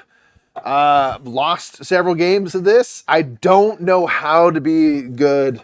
I don't know how Boop to get hard, good. Dude. Boop is so hard to strategically line yourself up in a way that you get your cats, because you have all these kittens and they are booping each other where you place it and all adjacent kittens go away, but then you can upgrade them to cats. If you ever get 3 of your kittens in a line, you have to get 3 of your cats in a line, but they boop other cats, including your own. So it's like you have to boop into your line, and I'm like, I don't know how to do it.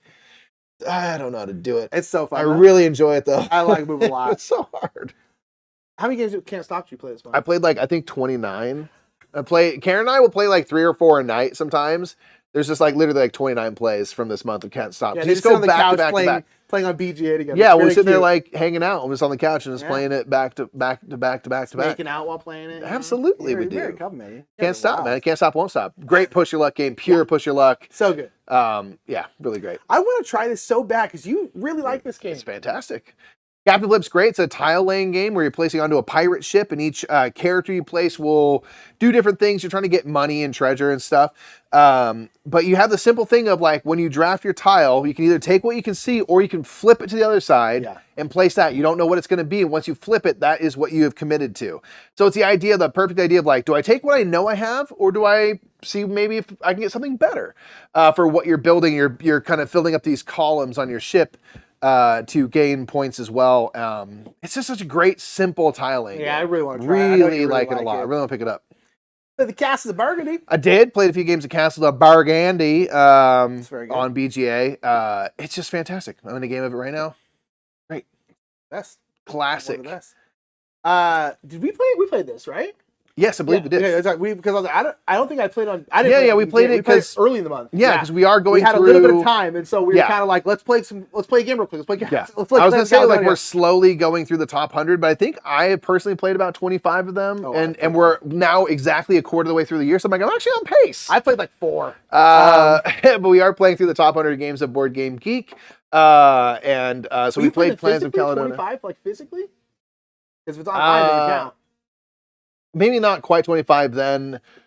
I don't know if they've all been physical, but a lot of them. We did make that distinction that it has to be physically, so Clans of Caledonia is just one of those things that like... You wrecked me so hard in this game. I've played a lot of them recently because I've been playing on BGA. I played arguably the worst game of this I've ever played. And Mike beat me so bad. But I did beat Linnea and Clans of Caledonia. Love this game. This game is so good. It's just like an economic game. I don't know. There's just something about this game that stings very loudly, and it's very, very good. Yeah, it is real good. When did you play Colbert in this month? Because I played it this month at Dice Tower West. I didn't play it. Oh, it was on your list. I don't know. Okay, I played Colbert in this month. I think I wrote it down because I was just trying to track stuff, and I think I wrote it down for your sake. I saw it on your list. I was like, when did you play? No, I played Colbert at Dice Tower West. I just grabbed a game, Players Wanted sign, ended up playing with Daniel, was going to play with Bonds, but Bonds didn't have to do something else, but played Colburn. It had been a while. It's a Kramer Kiesling game where you're digging out coal and trying to fulfill contracts. I freaking love this game. It's one of those games where it's a worker placement game, but you have like 20 workers, and basically to go to a spot, you just need to put more workers than the last person who went there. Blocked. Which I really like, because I enjoy that economic aspect of workers where you're like, oh, I really want to go there, but there's already 3 there, so I have to put 4. That's a lot. Is that worth it? I really enjoy that in games. I think Colburn is great. It's got a great gimmick where you have this mine shaft. I think it's really, really fun. And the people I played with really enjoyed it too. So yeah, shouts out. Love it. Shouts out. What's up, Bree? You played 10 games of this, I saw. How dare you? Yeah, I watched. I played 13 games of Res Arcana. Mike plays a lot of BGA. Jeff and I be playing games on that. I have played a bunch of Forest Shuffle on BGA. I think it's so fantastic. I think it's so good. You do. It's so good, man. It's very good. Why aren't we playing it right now? I don't know. I like it, but yeah. I love it. It's very good. Great card game. We played Galactic Cruise. We played this last one. We played this at Dice Tower West with Benjamin and Shay. We played a very big, very long game of it. And Galactic Cruise is really good. Yeah, it's really good. It's really, really good. I think really it's good. About to end its crowdfunding campaign. I think it already did, or might have just ended. Yeah, it's awesome. It's a really good,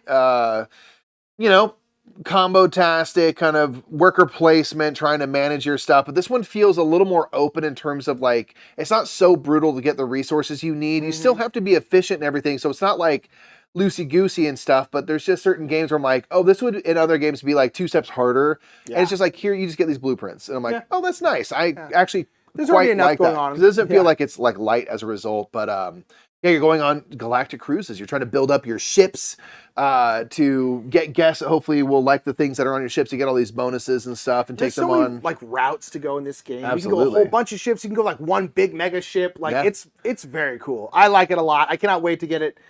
I mean, it'll be like a year from now. But to get the final copy of the game with all the little mini expansions and stuff, because I thought it was outstanding. Yeah, I think it's actually going to deliver fairly quick, because I think they're pretty far along with everything. So. It does 2025 on BGG. So yeah, I don't think it'll be this year, but I think it'll be early so next. Hopefully it won't be very long. I hope it. Great.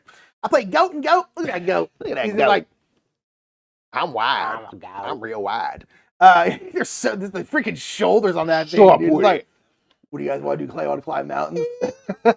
I played Goat and Goat with the Joey fam. I played this with Shay at Gen Con last year. We played it at Panera Bread. So I played it. So the Joey fan had picked it up, I think because I talked about it. And it's this great game where you're drafting cards from the center, and then basically, or rather, you're playing cards for your hand, and however many cards you play or how many cards you're going to have to draft. And you're basically playing cards in 3 colors, blue, green, and red, and you're going ascending. So you can go like 1, 2, 3, but you also go like 1, 1, 1, 2, 2, 3, 4, 4, 4. You can do it like that. And basically, so it's one of those things where when you're playing your cards, you have to play all of a number. So you're going to play 3s, you have to play all your 3s. And so you're playing them down. Then if you play 3s, you then have to draft 3 cards. So it's this kind of constant thing where it's like, a lot of times you only want to play 1 card because there's a lot more 1s. You want to play a bunch of 1s, but then you're only drafting 1 card. So then your hand of cards starts dwindling. So then you have to play higher cards to get more cards, and it's this really interesting balance. And then basically you can turn in those cards to get mountain cards, because now you're goats and you're getting mountains stuff. It's really fun. We played 2 games of it back to back. I really like Goat and Goat. It's Okazu brand. I don't think it's really possible to find here, but if we were ever overseas or something like that, I would absolutely grab it, because I really like Goat and Goat. I think it's great. Nice. It's called Goat and Goat. Goat and Goat. Look at that goat. He's like, I played Gingopolis. I did. I played with this with Linnea. I think it's another one I won. So again, I can't complain. But it's like the thing is, like, I have to be playing Linnea the first time Linnea's playing, and then it's all downhill from there. Yeah. Gingopolis remains amazing. I think it works really well on BGA. Card drafting, city building, tile placement, engine building, all in one, baby. It's just so great. It's so great. Great game. I played Green Team Wins. I played this right after we played Q with the Joey fam. I kind of ran a game of it. I played with them, but I was kind of teaching and kind of was the carnival barker of the whole thing. You did a great job at it. Which is really, because you were like at one table over the shade playing a game of Wayfarer. Yeah. So I was being very loud. It was great though. I love Green Team Wins. I think it's a freaking masterpiece of a party game where you are basically getting some kind of prompt. That prompt will be a multiple choice, like best of 3 kind of thing, and you're choosing one of those. It'll be a this or that, or it'll be a fill in the blank. So it'll be like blank ball. And then everyone writes down basketball, beach ball, red ball, whatever. Yeah. And then you want to be in the majority. So then everyone will show, and then whatever the majority is, those people go on the green team, they'll get more points. Everyone else goes on the orange team sucks. And it's just great. It's just groupthink. It's really, really fun. I got to teach a whole big group of people. We were playing like 8 players. It was very silly and very fun with the Joey fam. Real quick, let's just get a poll out here. If you have cups in a cupboard, do you put them face up like this in the cupboard, or you put them face down? I'm not going to have anyone answer, but I'm just curious what you think is correct. I will die on this hill. Nick will die on this hill, but I want to hear the thing, because I put in the comments you're watching the afterwards. I will die on this hill. They absolutely should be face down. All right. Yeah, I want dusty cups. That's what I want. No, don't worry about it. Great, you're swaying the vote now. Great Western Trail. I played it. It's fantastic on BGA. Loving it. I want to play this again. It's been a couple months since I played any of the versions. They're so great, man. We They're gotta classics. We gotta have a tome saga of them somehow to connect them all. We should. We can come up with our own. Thank you, everybody, for confirming that I'm right. You played Hadrian's Wall. Man, it's real 50-50. It's real 50-50. It wasn't at that table, though. I did play Hadrian's Wall. I played a couple of games of this recently on Board Game Arena. It works really well over there because you can kind of click around and see stuff. And the first couple times I played it, I'm just like, because the flip side of BGA is like, you just click, click, click, click, click, and I'm like, I don't know what I'm doing. And so now I'm kind of like starting to remember like how to be strategic in this game and just remembering that like, man, it's a really good one. It's just really, really solid. And I think it works well on BGA because this is a game that I was kind of thinking like, I was like, I want to play solo, if anything, because it's such a head-down game because you're just doing also simultaneously. And so it's like no one at the table really matters. And so it's like, well, I'd rather just play it solo so I don't like waste anyone else's time. But BGA, you're taking your turn. You're in your own computer anyway and stuff. So it actually works really well over there to play multiplayer games because it's like it's all asynchronous anyway. So I quite enjoy Hadrian's Wall. It's cool. I'm excited to see whatever the next version is. I know, that's what I'm like. I like Hadrian's Wall, but I'm super sequel. excited for whatever the heck this next thing is. You played It's a Wonderful Kingdom with its role because you also we played It's a Wonderful World. Which one is It's a Wonderful Kingdom? I played it with Linnea on How'd you like Board it? Game You Arena. didn't really like it as much. No. You still don't like it as much, huh? No. Is it the Calamity cards? Yeah, there's just too many like punishing cards. It's a Wonderful Kingdom like takes the drafting and makes it I split you choose, which I think is really interesting. But no matter, there's 3 versions you can play. And right now on BGA, there's just one of the versions, which is like my least favorite version of the way to play. And the I split you choose is interesting. And I really like the way that you kind of are assigning cards to different lots to try to get people to take stuff. But every version of the game has at least some amount of negative cards. They're just going to like make you lose points. And I'm like, I don't need that. I would rather just try to, it's hard enough to build something that's positive. Yeah. I don't need all this negative stuff. And so I was kind of bummed that like everything in It's a Wonderful Kingdom sort of like these bad things. Yeah, I'm like, just give me the good stuff. And It's a Wonderful World, which I played last night, is amazing. So it's like, just play this version. Well, we played it to Dice Tower West too. It's like, I love It's a Wonderful World so much. Fantastic. It's just drafting. It's just pure drafting. And on top of that, this game is great at 2. So it's like, it's great solo. Like, you don't really need It's a Wonderful Kingdom. We have it. I liked it more than you, for sure. Yeah. And there's modules in there that I like better than others. So I don't want to get rid of it because the drafting itself is interesting. I just don't need the negative cards. Yeah, totally like if I could house rule away and figure out a way to get rid of them, I would absolutely do that because I won't miss it at all. I'd rather have it just be about like trying not to give someone something that's too advantageous, but hopefully get my cards. That's interesting enough for an I split you choose. I agree. Both great. Without having to put like traps out. Kanban EV. So good, man. Yeah. Played this. I was gonna play, and then I was not feeling good. I ate a corn dog that did not sit well. Yeah, Nick all of a sudden was sitting there. He's just like, I was like, I'm going home. I don't think I'm gonna play this. I think I'm gonna go home. I really like this game a lot. It's really, really fantastic. I love the theme and stuff so much. I just think it's a really cool, interesting theme. I like that you're working. I love the kind of linear, for such a big, heavy game, the kind of linear style of designing a car and getting designs for that, getting car parts, assembling a car, putting it on the test track. That all makes sense to me. It's very beautiful. Corn Dog EV. I'll play it. And I played it with Atlas there in chat. Yeah, I really, I think it's what great did you think of it? for one of these big highfalutin games. Jimmy was looking a little like glassy eyed, like I don't know what I'm gonna do. And they destroyed you, right? And then absolutely crushed. Yeah, so I don't know if that changed your opinion on how the game was, but you know, hot take. King of 12 is one of the greatest games ever. King 12 is amazing. We had such a good game of this with Jabs and Shay at Dice Tower West. Hilarious. Because you know why this is one of the greatest games ever made, Mike? It's because what happened at Dice Tower West happens almost every single game. Yeah. Where this is a game where you are rolling out a D12, and then that's like your value for this round, and then you're playing cards which will sometimes physically, sometimes virtually increase or decrease the value of that die. Generally, you want to have the highest value. That's how you're going to win that little round there. And you're basically trying to win 2 rounds total because you're going to be getting points every time you win like a turn. But this game is a game where anytime you match, ever, you are always knocked out. So if me and Mike play the same card, guess what? Those cards are knocked out. Yep. If at the end of the turn, me and Mike have the same value, guess what? Our values are knocked out. And so it's this constant thing where you want to be unique in every single aspect of the game. You want to be alone. And so it's just this like mind game also where there's one card that's always in the game called the Knight, where whenever you play the Knight, that round, the lowest value is going to be the one that wins. So there's always this constant like, is someone going to play the Knight? Should I tank my value because I think someone's going to play the Knight? Should I play the Knight? And it's so good because so what happens is like, oh, my value is a 5. I'm not very high. But the other 3 people, all of their values was 10. So they'll get knocked out. Now I'm the highest. Yeah. And there's so many things like that. But then what happened at the end of this game was we were like, oh, at the end of the round, Shay and Jabs, this was going to decide the game. Yeah. Shay and Jabs had the same total score for the entire round. And they literally went, what happens if we have the same score? And Mike was like, oh, you eliminate each other. And then they both died laughing. So, okay, so it's like we had 3 people that each won a round. Myself, Shay, and Jabs. I won nothing.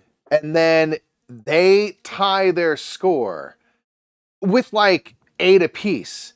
Nick had 0. I had 1 point. So it's like this thing where they're like, what happens now, Mike? You both knock each other out, and I win the round with 1 point, and that's my second round, and I win the game. Yeah. And I was like, that is hilarious. It was so funny. It was so... And then literally both of them afterwards could not stop raving about the game. This is a game that just... Because it's just like we told you don't want to match people. You don't ever want to match. There's just something about it. It's so simple. It doesn't feel like it should be this fun, but it's just... It has no right to be as good as it is, but it just is. It's so much fun. Just the mind games of it, of like, who's going to play that card now? How do I like get this thing I want to do? And it does all that stuff. But the main thing that's great is like something like that, where that experience where it's like, I won with 1 point, could be negative if the game was like an hour and a half long. It's 10 minutes long. Yeah, 15 So it's so short and quick that like, it just makes it fun that happened. Because it's like, you're not so invested that you're like bummed out. You're like, and the whole game is hinged around that thing. So it's just like, it's a game that works insanely well. And there's a bunch of different cards you can swap in and stuff. We played with like the kind of suggested starter cards, which are already super fun, but there's a bunch of cards that get wild with what they do. It's so good. It's great. I love it. I love it so much. All right. You played Nar. Nar, dude. Good game. Good game. Good game. You liked it? Yeah, I liked it. I mean, you played it. I played it last I thought you played it. I played with Jeff and Jamie last Okay, that's right. I liked it. Well, they played Dice Tower West. I picked it up at Dice Tower West. I think it's a fantastic, just tableau building game. Oh, that's right, you bought and then spending those cards to get these like voyages, these expedition cards. I think this game is dope. It's I think it's nice great. and quick, great card game. Really enjoy it. Really enjoy it. We played KORA. Nick hates as it. we do seemingly every month. This is I'm mega obsessed with this game right now. Yeah, you are. We played this with Benita and Brain in a Jar. Every time we're at a con together, it's the only like properly scheduled game we have. We always schedule a game with Benita and Brain. Always. And this time we played KORA, and it's still incredibly good. We are building out KORA, City of Silver, and it's just, I don't know, there's something about this game, man. I just cannot get enough of it. I seem to play it every single month, and I love it. Yeah, it's really good. I'm still feel like I haven't quite cracked it, but I'm really enjoying the exploration. Like, I just think it's always really fun and interesting. So, yeah, want to play it some more. It's very good. Played some Lost Ruins? I did, man. I've been playing Board Game Arena and stuff. I just like this game, man. Me too. It's a good game. I can acknowledge it's not the greatest game ever made, but there's something about it. Yeah. There's just something about it. It's a super solid game. I mean, it's always going to be in the top lists and things and stuff, and I just think it's like really good, especially with the expansion stuff, which I wish they'd get on BGA. That'd be really fun to have some of the player powers and stuff would be really cool. Hopefully that'll happen sometime. Yeah, man, it's just, I had to put together, again, I played a game against Jeff, I put together a solid game. I was like, man, I'm crushing it. So that felt very good. I played some Marvel United, played some solo. Still trying to beat the Green Goblin. Still haven't. No? Yeah, no. Wow. I'm getting destroyed. He's so hard. He's constantly picking up like civilians and stuff. You can't hit him if he has civilians. He's tough. I love Marvel United. I'm very slowly painting it. Almost done with Red Skull right there. This is just, I don't know. This is one of those games that just like, it's quick, it's easy. There's a bunch of content for it, but you can actually play through it because it's a short game. I don't know. There's something about this game that I am incredibly charmed by. Yeah. I love it. Respect. You played My City, the Roll and Build? I did. I went through the campaign on Board Game Arena with Linnea, and I love that, like, you can play My City as well, like the full My City campaign. I think it's super cool, and I hope that, like, there's more things that become available like that on Board Game Arena, because it was really fun to play through the campaign, and so it took, like, I don't know, about a week or so to go through it all, and the My City Roll and Build is just a really solid roll and write game, number one, and then the way it kind of creates a campaign experience, I think works fantastically. It's like one of the, we haven't seen a lot of that. Yeah. And My City Roll and Build is fantastic. Yeah. Really, really, really like it. And then you finished My Island. I finished My Island. How was it? It was so good, man. Is it good? It's better than My City? Yeah, it's better in that, like, it's a step up in terms of, gosh, the trashness. It gets crazy as you're going. Really? And this one more so than My City, although My City definitely does it well, where it's pulling you in different directions based on, like, what's valuable right now, the things you're doing. I won't say a ton and stuff. There was a couple things that, like, weren't my favorite, but, like, overall, I really enjoyed this experience. Absolutely. Because I want to play it. I want to play it with you, and it's like, again, $35 or whatever. This would be one of the games we have, like, set up on, like, the communal table kind of and it won't take very long. No, It's a super good game, man. It's really, really cool. If you liked My City, this takes similar things where now you have these hexamino, polyomino, crazy things, but it's great. The story is interesting, and it really, I feel like, is a step up from My City in terms of the tension of some stuff, but not, like, complexity-wise. Right, yeah. Cool. Yeah. I'm hyped to hear it. I've been soloing some Mythic Mischief. I've been crushing as the Wizards lately. I got to switch up my faction. I love Mythic Mischief. I think this game is a freaking masterpiece. I think of a abstract strategy game, it just works so well. And then you throw in the fact that, like, it's got a really fun theme where you're, like, high school kids in this monster high school, and there's all these, like, different cliques, and you're sneaking around this, like, forbidden library trying to stay away from the Tome Keeper. I just think it's so much fun because of that. And then you throw in the production value of IV Studios, and it's just bonkers. And every faction plays so differently. They're all not that different in terms of, like, what they do, but they just, the way it ends up working out is just like, oh man, it's just a puzzle. And I like this game multiplayer, but I really also like it solo, because then it's just a puzzle of, like, okay, I'm just trying to beat this AI. How do I get them in front of the Tome Keepers, so the Tome Keeper can come eat them and stuff? And it's just, I don't know, I freaking love this game. I think it's so good. Something about it that I just cannot get enough of. Yeah, I think it's super cool. I played a very quick game of this with B and Brain and stuff like that. I was just waiting. I think I was waiting for you to be done with the game. So, okay, let's play Nana real quick. And I love Nana. It's Gamers Go Fish. It's great. It's one of my favorite little card games nowadays. We talk about it every month because we talk about it every month. I played some New York Slice. I played this with Reggie and Tara, that kind of group. It was one of the games we played. I was reminded of how much I freaking like this game. Yeah. This is I Split You. It's one of the most thematic games ever. It's an I Split You Choose game where you're splitting up a pizza pie. And everything about it is thematic. The score sheet is like an order sheet. The game opens like a pizza box. The rule book is like a freaking menu. It's just great. But it's an I Split You Choose majority game where there's 11 different kinds of pizza. And if you have the most 11s, you're going to get 11 points. If you have the most 7s, you're going to get 7 points. It's just really, really good. I went super pepperoni strats. Nice. Where I was eating a bunch of pizzas for their pepperoni values. And I freaking love New York Slice. I think it's such a good filler game. And it's so different. It's so interesting. So I wish the art was illustrated because the pizza photos are kind of disgusting. There's a couple that do not look appealing. Appealing looking. Yeah, I do kind of wish they had a more cartoony look to them, but it's whatever it is. But yeah, I freaking love this game though. I absolutely love it. Clever.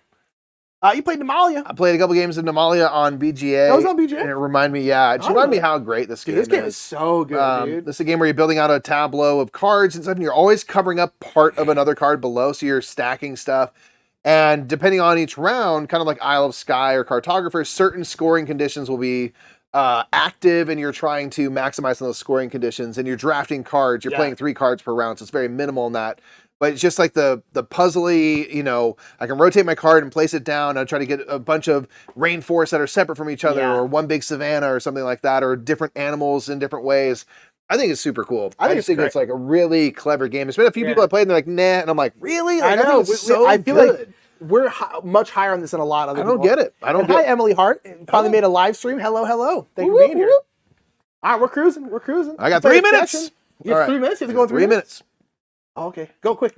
Obsession. It's great. I love it. Played Jeff and Jamie. Fantastic. Really enjoy it. We had another, we had an hour. We're like, let's play a game real quick. Then we're in Burger Canal. Mike crushed me. You put together a banger. Put together a good one. I put together not a good game. I freaking love it. It's so good. Stand by for more on the top 100. I played Pandemic with our good friends Sam and David. I popped over their house when we were up in Sacramento looking at studios. It was great. We played 2 games back to back. We really played well. We crushed both games. Nice, dude. Pandemic. Still bring this is base Pandemic that he didn't even have on the brink or anything. Oh yeah, it's still great, right? Base Pandemic's fantastic. It's so good. I love Pandemic. Still love Pandemic. It's still an absolute banger. You played 13 games of Rosarcana? Jeff and I. What's your win ratio now? It's getting more to 50-50. Like I'd say Jeff is still wins more often, but it's pretty. We go back and forth a lot now. Yeah, it really depends. I'm gonna beat him in the game. Played Romy Rami, great little set collection game. Fantastic. You're just kind of contract fulfillment game, doing runs of cards or sets of the same number.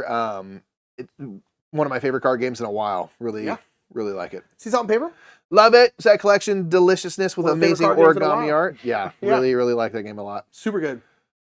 I played Search for Lost Species. Yeah, we played with Paula and I sold it at home. We introduced Paula. This to Paula at Dice Tower West. She really liked it. I freaking love these games. Yeah. Search for Lost Species at this point is just like heads and tails above it to me. It's just more interesting. We just like the nature, based. Yeah, and just the fact that it's not a big circle. It's different the way the map is. The way you move around it. Yeah, I think it's so good. Agreed. Search for Lost Species, deduction. If you like deduction games, try out these Search for games. They're both great. And there's a third one coming out too. Yeah. Played some Sky Team. Yeah, I played some Sky Team with for the first time with the leaking kerosene and player powers and stuff. Player powers? Yeah.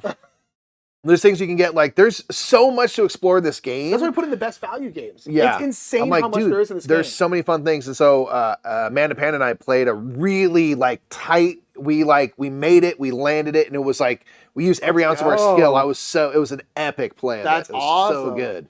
I played Space. Did you play Space? Yeah. I played this at Dice Tower West with Tara. Nice. It was great. I love Space so much, dude. I got 0 points. Good. Tara went heavy rockets. I as I always do, I'm gonna try to get my income up. That's not how you win the game. Yeah. But that's all I want to do. I just love building my little engine. Yeah. There's times where I'm like, the game's someone's at 35 points. I'm like, I've just been doing other stuff. 2. Yeah. But I don't care because I like it. It's so fun. Play a bunch of Source Max. This is a great kind of semi-co-op poker game with dinosaurs. Yeah. It's great. I refuse to buy the new version that has a different theme on it. Done. What the worst decision in all board games. Yeah. You played 10? I played a game of 10, yes, with Steve and Co. and Kurt and stuff. And I haven't played 10 in a long time. And I remembered, this game's great. 10's great. Yeah. Good little push your luck, some auctioning stuff, a bunch of little things, and ultimately a quick card game. So, yeah. I like it. We're cruising. Everyone Mars playing it. It's on BJ now. Oh, snap. It's going to be all over the place. And yeah, it's very fun. I still like Terraform Mars a lot. Yeah. Played some That's on a Hat with David Phillips, Maybeth, and a whole bunch of people. What a good group. One of the most fun best experiences plays of that game ever. It of was all time. Hilarious. And David Phillips is really good at it. Yeah, David how do you remember all these things? I don't know. Yeah, that was one of the best plays we've had in a long time. It was so good. Played Tobago? Played Tobago on BGA. I'm just so bad at it. I'm so bad at it, but I really enjoy it. Yeah. You're trying to play cards to get to treasures and stuff, and I just got cursed a bunch, and it was all bad, but it was great. Indeed. Play Turn Machine? All day, every day. You know it. I'm on Turn Machine all day. Love it so much. Love it so much. But Underwater Seas, our good friend Charlie. Yes, Charlie taught. He's like, hey, I know a lot of games from the top 100. Which one do you want to play? And we're like, Underwater Cities. So we played that one from the top 100, huh? It had been a long time since I played it, which probably could have been on the new list. And I liked it again. I did like it in the past. I don't really know why. For sure. But I highly enjoyed it. All right. I played the Veil of Eternity. Still great. Card play game, resource management stuff. Yeah, I really like it. Played Wayfarers with Shay. It's really fantastic. Really loved it. Played the White Castle. Really loved to play with Shay. Play Wingspan with Lay and other people really like it. EGA. We play Wish on the Jabs. Still a great game. Still a great game. Has to be it, right? Yummy Yummy Monster Tummy. I showed this to our friend and their kid and stuff, and it was so much fun. We played it. We had Mac. Oh, you had a blast, yeah, and I gave it to them, and it's such a fun game, and I was just so happy to see, like, it's meant for families and kids, and she lit up. And I didn't know that. When did you do that? That was it when everyone came over the other day. Where was I? I don't know. I don't have time to talk about these things. All right, I gotta go. Go. All right, bye, everybody. Nick will be here for a minute. It's got to be, Babu is on spring break, or at least the daycare is on spring break, so Mike has to go take over babysitting dude's house. It's just me. Just me now. I'll do a quick little Q&A. Hi, Slivers. Hello, everybody. This is just Nick time right now. So yeah, if you have any questions, that was very quick at the end there. Mike really had to go. So I'll kind of scroll through and see if we can find any questions. That was our games. I think it's 80. Oh, we didn't talk about Thunder Road. We played Thunder Road. We were supposed to talk about the T's, but we were going through it. We played that with the game night crew. I freaking love Thunder Road. I think Thunder Road is so much. That game is pure fun. And that's a game where you just want to be as chaotic as humanly possible. All right, so I scroll back. If you've got any questions, pop them in the chat. I'll kind of go back and then start, then eventually get back to where we are now. So pop some questions in chat if you have any. I'll hang out here for a little bit. I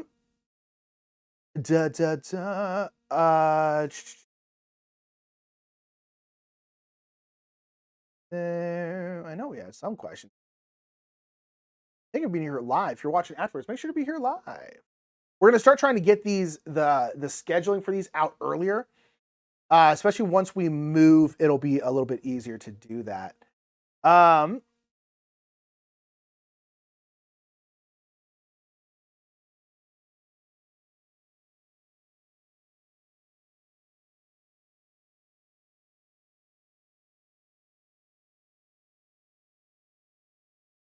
Here.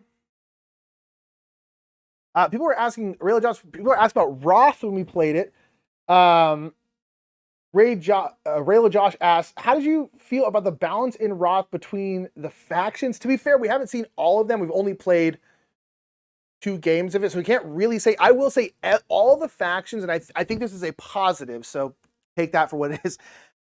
All the factions are kind of OP, which I think is fun. Like, everyone's individual, like, elite units in Roth are very different and really powerful. Then everyone has a once per game ability that's like super OP, but everyone has that, and everyone has units that are like really crazy. So if you watch our playthrough, I had the ram units where I'm like ramming people and like ramming them and constantly moving them.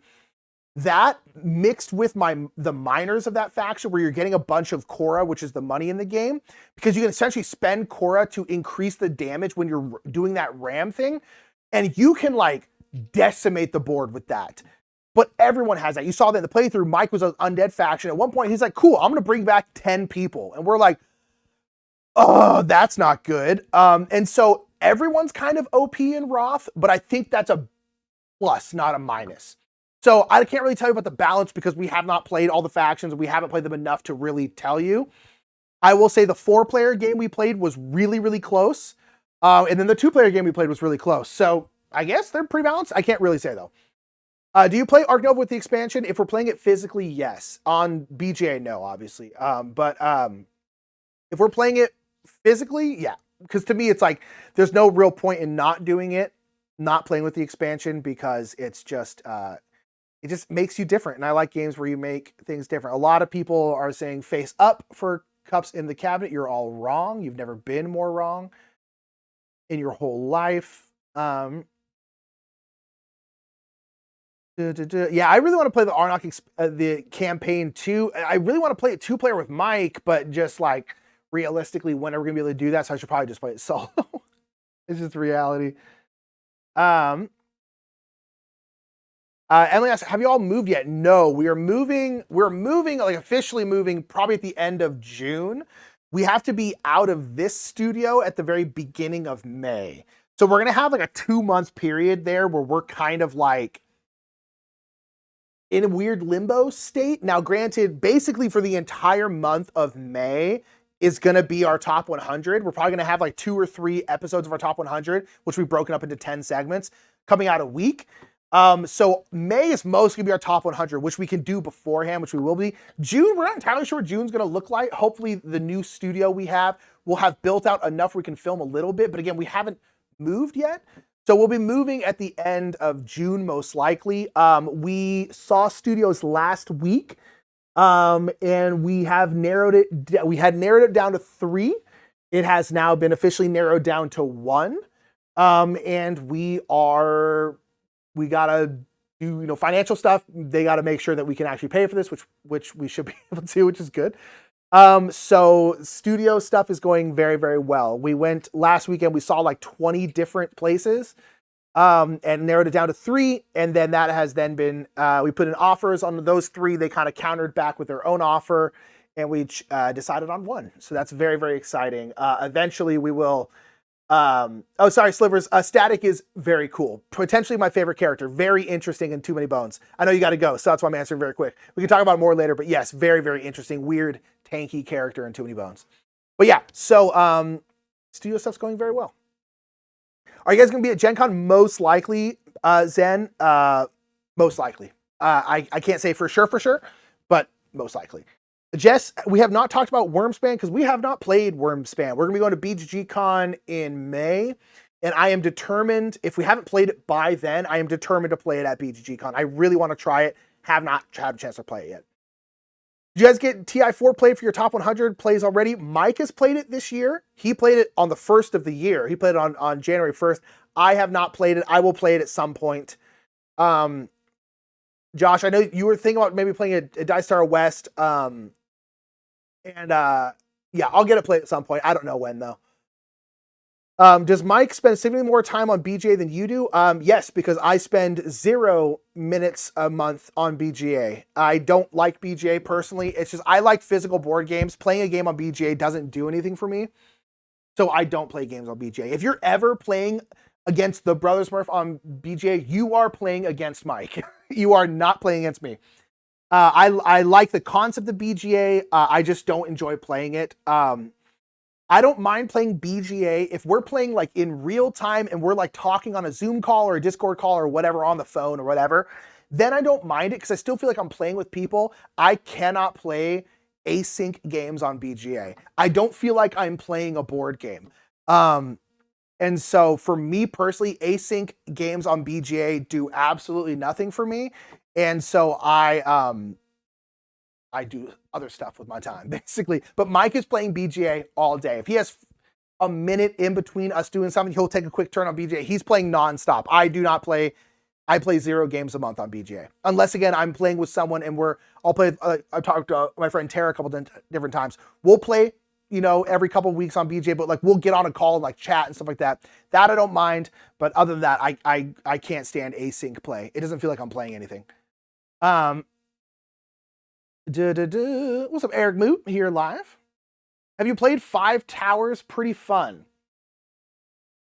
No. I was trying to think. I was like, have we played something called 5 Towers? No, we have not played 5 Towers. So I'm glad that it's pretty fun. I don't even know what that is.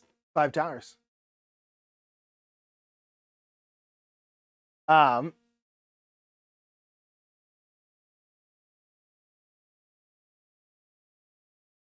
When you get a studio and some game storage, you'll be willing to take game donations. Bobby, that is an interesting question. Probably. That is an interesting question, Bobby. Probably because, so I guess I'll give you a little insight on, granted, we're not in the studio space. We can't really say like how it's going to look because we're not in there. We can't really say, but we have an idea because we know the place we're putting an offer in on. And so we have the blueprint. Obviously, we've also been there. But the wall of games is going to go away. So we're not going to have the wall of games set anymore, mostly just because we've had it for like 6.5, 7 years. And we're just kind of over it as a set piece.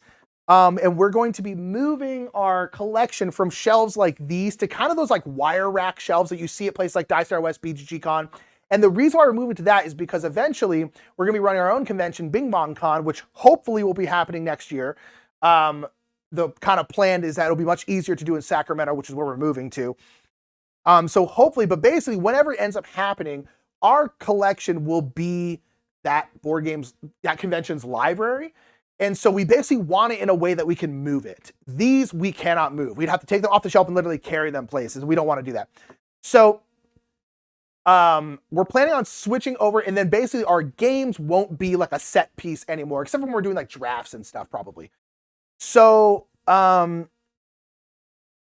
we might, so also one of the reasons why we're doing that is because then we can we basically haven't really been culling games at all in the last like year and a half, because we kind of keep saying, we're like, well, just because we don't like X, Y, and Z game doesn't mean they shouldn't be in the collection for the convention. It's kind of how we're thinking about it.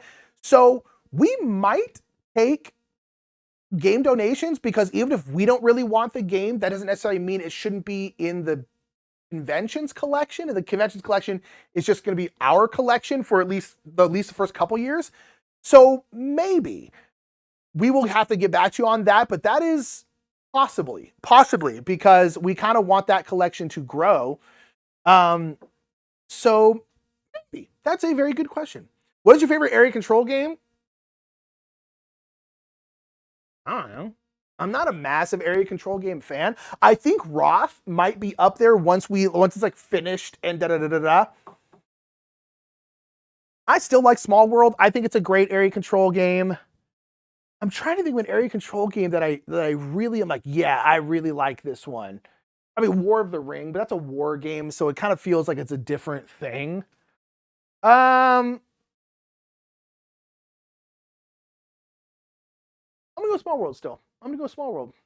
Or I'm gonna say Ginkopolis, because it's got like area majority to it. So I'm gonna say Ginkopolis, even though I don't necessarily consider that an area control game. Will you be at the BG Con in November? Probably, Bree. Most likely. We're trying to go to both every year. Are you gonna pre-order Fortune and Glory Revised Edition? Almost certainly not. No shade towards Fortune and Glory. It just doesn't look like a game we'd probably enjoy. So probably not. If they want to send it to us, we'd take it. I like Ares games, but it would not be a game that I think that we would seek out. Wingspan or Wormspan? Wingspan, because I haven't played Wormspan. Azul versus River Valley Glassworks. They seem similar. They are kind of similar, but they feel very different in my opinion. So I don't know. They're not that comparable to me. I'd probably prefer River Valley Glassworks because it's less mean, but I'm not sure. I've also only played River Valley Glassworks once. Physical board game is greater than video game, which is greater than digital board game. I kind of agree. I would rather play, if I'm hanging out at home, I would rather play a video game. Now, again, if I can play a game on BJ and be talking to someone, then I feel like I'm hanging out with someone. That I don't mind. But if I'm just playing games like on BJ async, I'd rather play a video game. Are you opening a game store too? No, unfortunately. I don't think we would want to run a game store. I don't think Mike and I would enjoy that. Any fun non-party games for 6+ players you'd pull out today? It's a Wonderful World plays really good at 6. Downforce is, I will only play that game at 6. I'm gonna go with those two. It's One World and Downforce, because them being at 6 doesn't slow down the game too much. It will a little bit maybe, but not too much. Nick, straight up, when this imaginary Murph con happens, I'm legit bringing my co-pilot and just leaving it to be your problem. Honestly, we might have a situation like that. That might be not be a bad idea.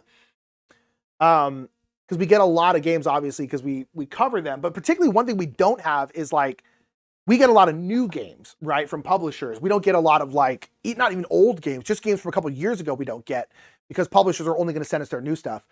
So we will have a very newish collection, but not a lot of older stuff. And so that would not be horrible. Yeah, Bobby, we'll let you know. That is an interesting idea. About video games, how many of them these days really involve strategic thinking that would characterize a good tabletop game? I don't know. It depends on what you're talking about. There's a lot of strategic video games like, Civ 6 or any of those giant, big old grand strategy games. But I would even say there's a ton of strategy, even like first-person shooters. It's just different. It's just like, and then you have crazy games like Factorio where there's like civil engineers playing the game, or rather just normal engineers playing the game, having all these formulas and stuff. I don't know. I mean, this is a mug from arguably my favorite game, which is Satisfactory, which I don't know how much strategy there is in Satisfactory, but it's very fun. Super Mario Odyssey is probably still my favorite game, Raylo Josh, but Satisfactory is at this point a very, very close second. Although I did just play through all of Super Mario Odyssey a couple weeks ago, still great. Still great.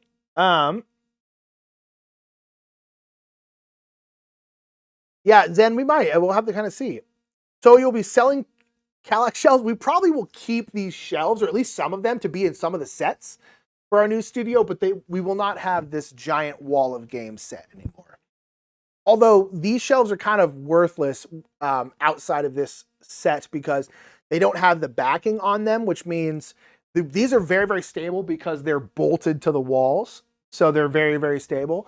But without that, they literally can barely stand on their own. So these specific shelves are actually not really like resellable. We have to put backs on them.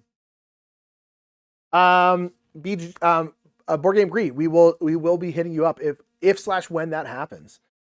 Smartphone Inc. has area control. I have not played Smartphone Inc. Speaking of Bree, in a very long time. We haven't. Shouts out to Bree. Have not had a chance to play it though. So I did like Smartphone Inc. We played it. And I really liked Mobile Markets. We only played like half a game of Mobile Markets, but I did enjoy it quite a bit. Are you gonna have to get a new gaming group together since you're moving across the state? Yes. Luckily, we have a pretty built-in gaming group there because our brother and sister are there. They both like games. Our friend Tall David is there. He really likes games. So we already have a set group, but we will need to find people we don't know. You know, aside from those people, yes. But that's okay. That's just life moving, you know.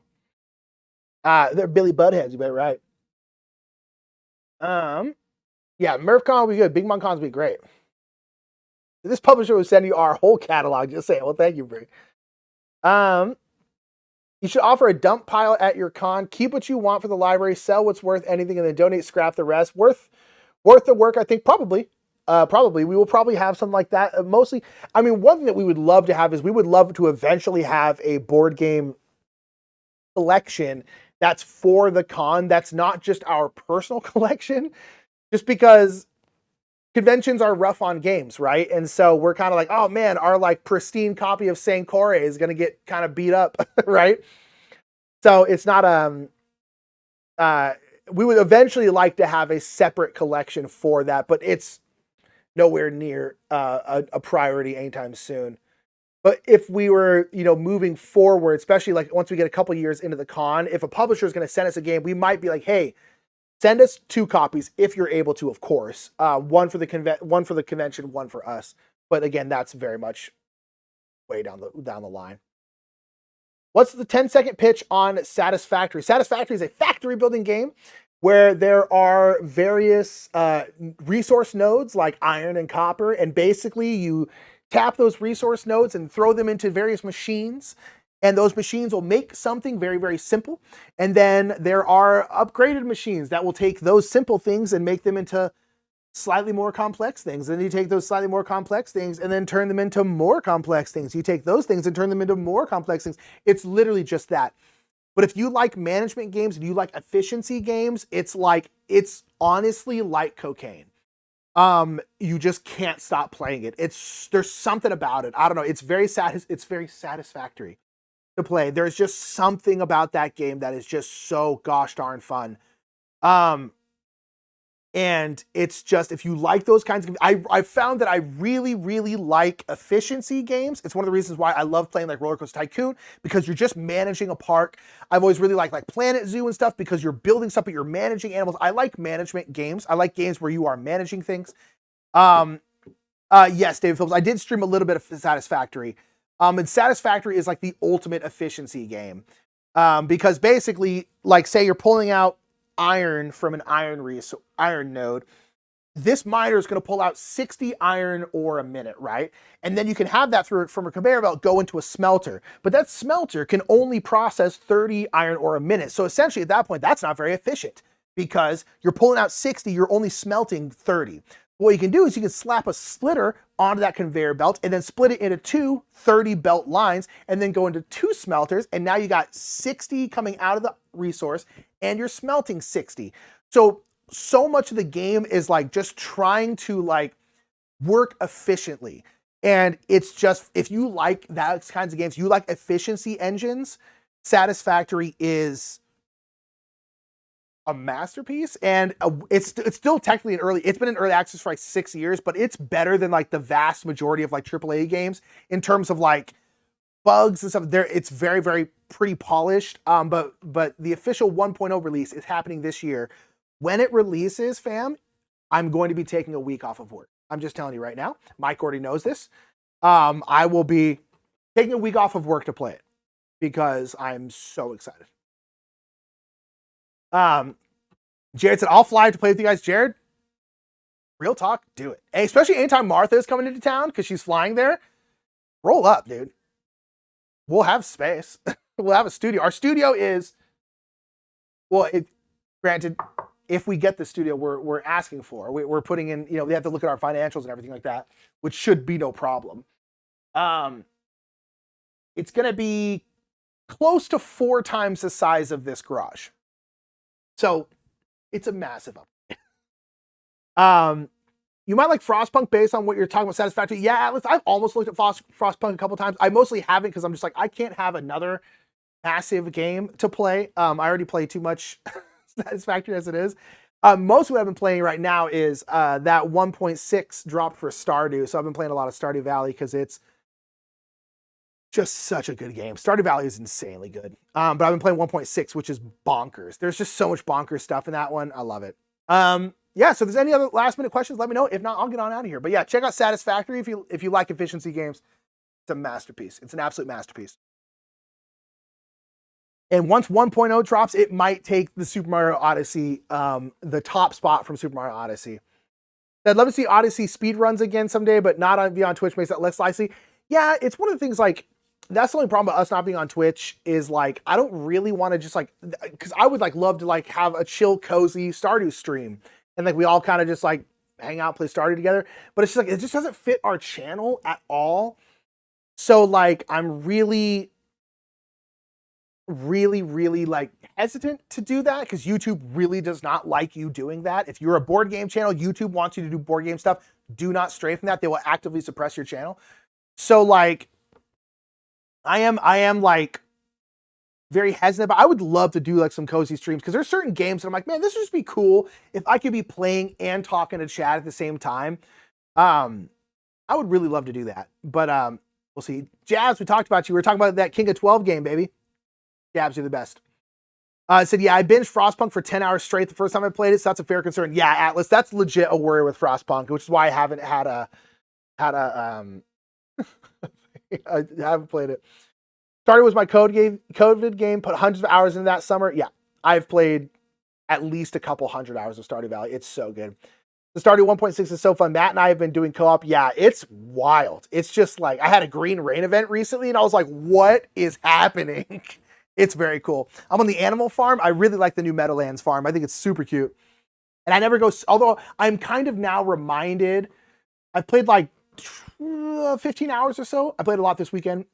I am kind of now reminded of why I never go super hardcore into animals because it's so much more to manage than crops are.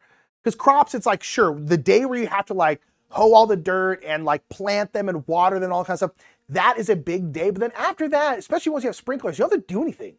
Whereas like animals, I have to like pet them every day. I have to like gather all the milk, throw it into cheese makers. I have to grab all the eggs, throw it into mayonnaise machines. And I'm like, oh, that's right. This is like, I forgot how much like you have to do with animals because you have to do it every day or else they start getting sad. So, yeah, so I don't know. I'm kind of, I think I'm gonna start hitting a wall with this particular save on Stardew because I was like, I'm gonna go super hardcore animals and not do really any crops. And now I'm kind of like, yeah, but animals are like a lot of upkeep and that's right. Because again, I turn Stardew Valley into a management game. I never talk to the villagers. I'm never giving them gifts. I'm not gonna lie, fam. I don't even care about the villagers in that game. I'm just trying to build a mega farm that's super efficient because I like efficiency games. So could you maybe stream games on Blunderbuss again? Potentially, I could just like, we could turn our like Twitch stream into the occasional video game stream. So what if you had a Nick Murphy Plays Games side channel? We could, but I don't really want to have to start a whole new channel. Like, it's one of those things, like some people, of course, would come over to the new channel, but it's like, I don't know. I don't really want to have to, I want to be able to just utilize the audience that we already have, you know? And so like, yeah, I don't know. So one big day hoeing and you're set. I've been saying it, David Phillips.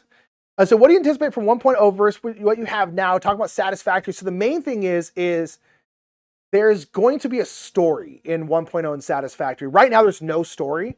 But there's like hints at story, and there's certain things in the game that they've been saying for years, like that's going to be something with the story.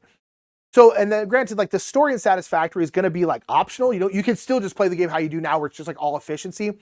But there's going to be a story to it, and there's going to be a whole bunch of stuff that they've been saving for the 1.0 launch. Because there's like a resource that's like super, super rare. There's only a couple nodes of it in the entire world, and the map is enormous. And it doesn't do anything, because it's going to do something in 1.0. That's what they've been saying for years now. It's going to do something in 1.0. So no one knows what it does. And so there's going to be stuff like that. But mostly it's just like fixes here and there. And just the fact that it's like done, you know. I don't think it's going to be like massively different. But who knows? I mean, we don't really know. That's kind of one of the things. Managed Machine should be the name of your video game channel. True. I would love to do like a perfection save on stream, which is a very long, it's like, if you're trying to do those fast, it's still like 75 hours. It's very, very long. So it would take a very long time to do. But I would love to play something like Stardew on +1 for using your Twitch to video games. Yeah, we might occasionally just do it over there. I would want to keep them off of this channel because of the fact that like YouTube really doesn't like you doing that, and this is our careers, right? So we don't want to piss off YouTube. But I really would like to. I want to at some point stream mini painting as well. That would probably be here because it's like adjacent to board games. But that'll be in the future. Who knows? But yeah, I really would like to, because I did enjoy streaming video games. But maybe we could do that. All right, fam. I don't think I'll say any more questions. So love you all to death. And we will see you later. We do hope you have a wonderful rest of your week. I hope you had a good month. And yeah, I'm gonna get on out of here, y'all. All right, have a good one. Bye, everybody.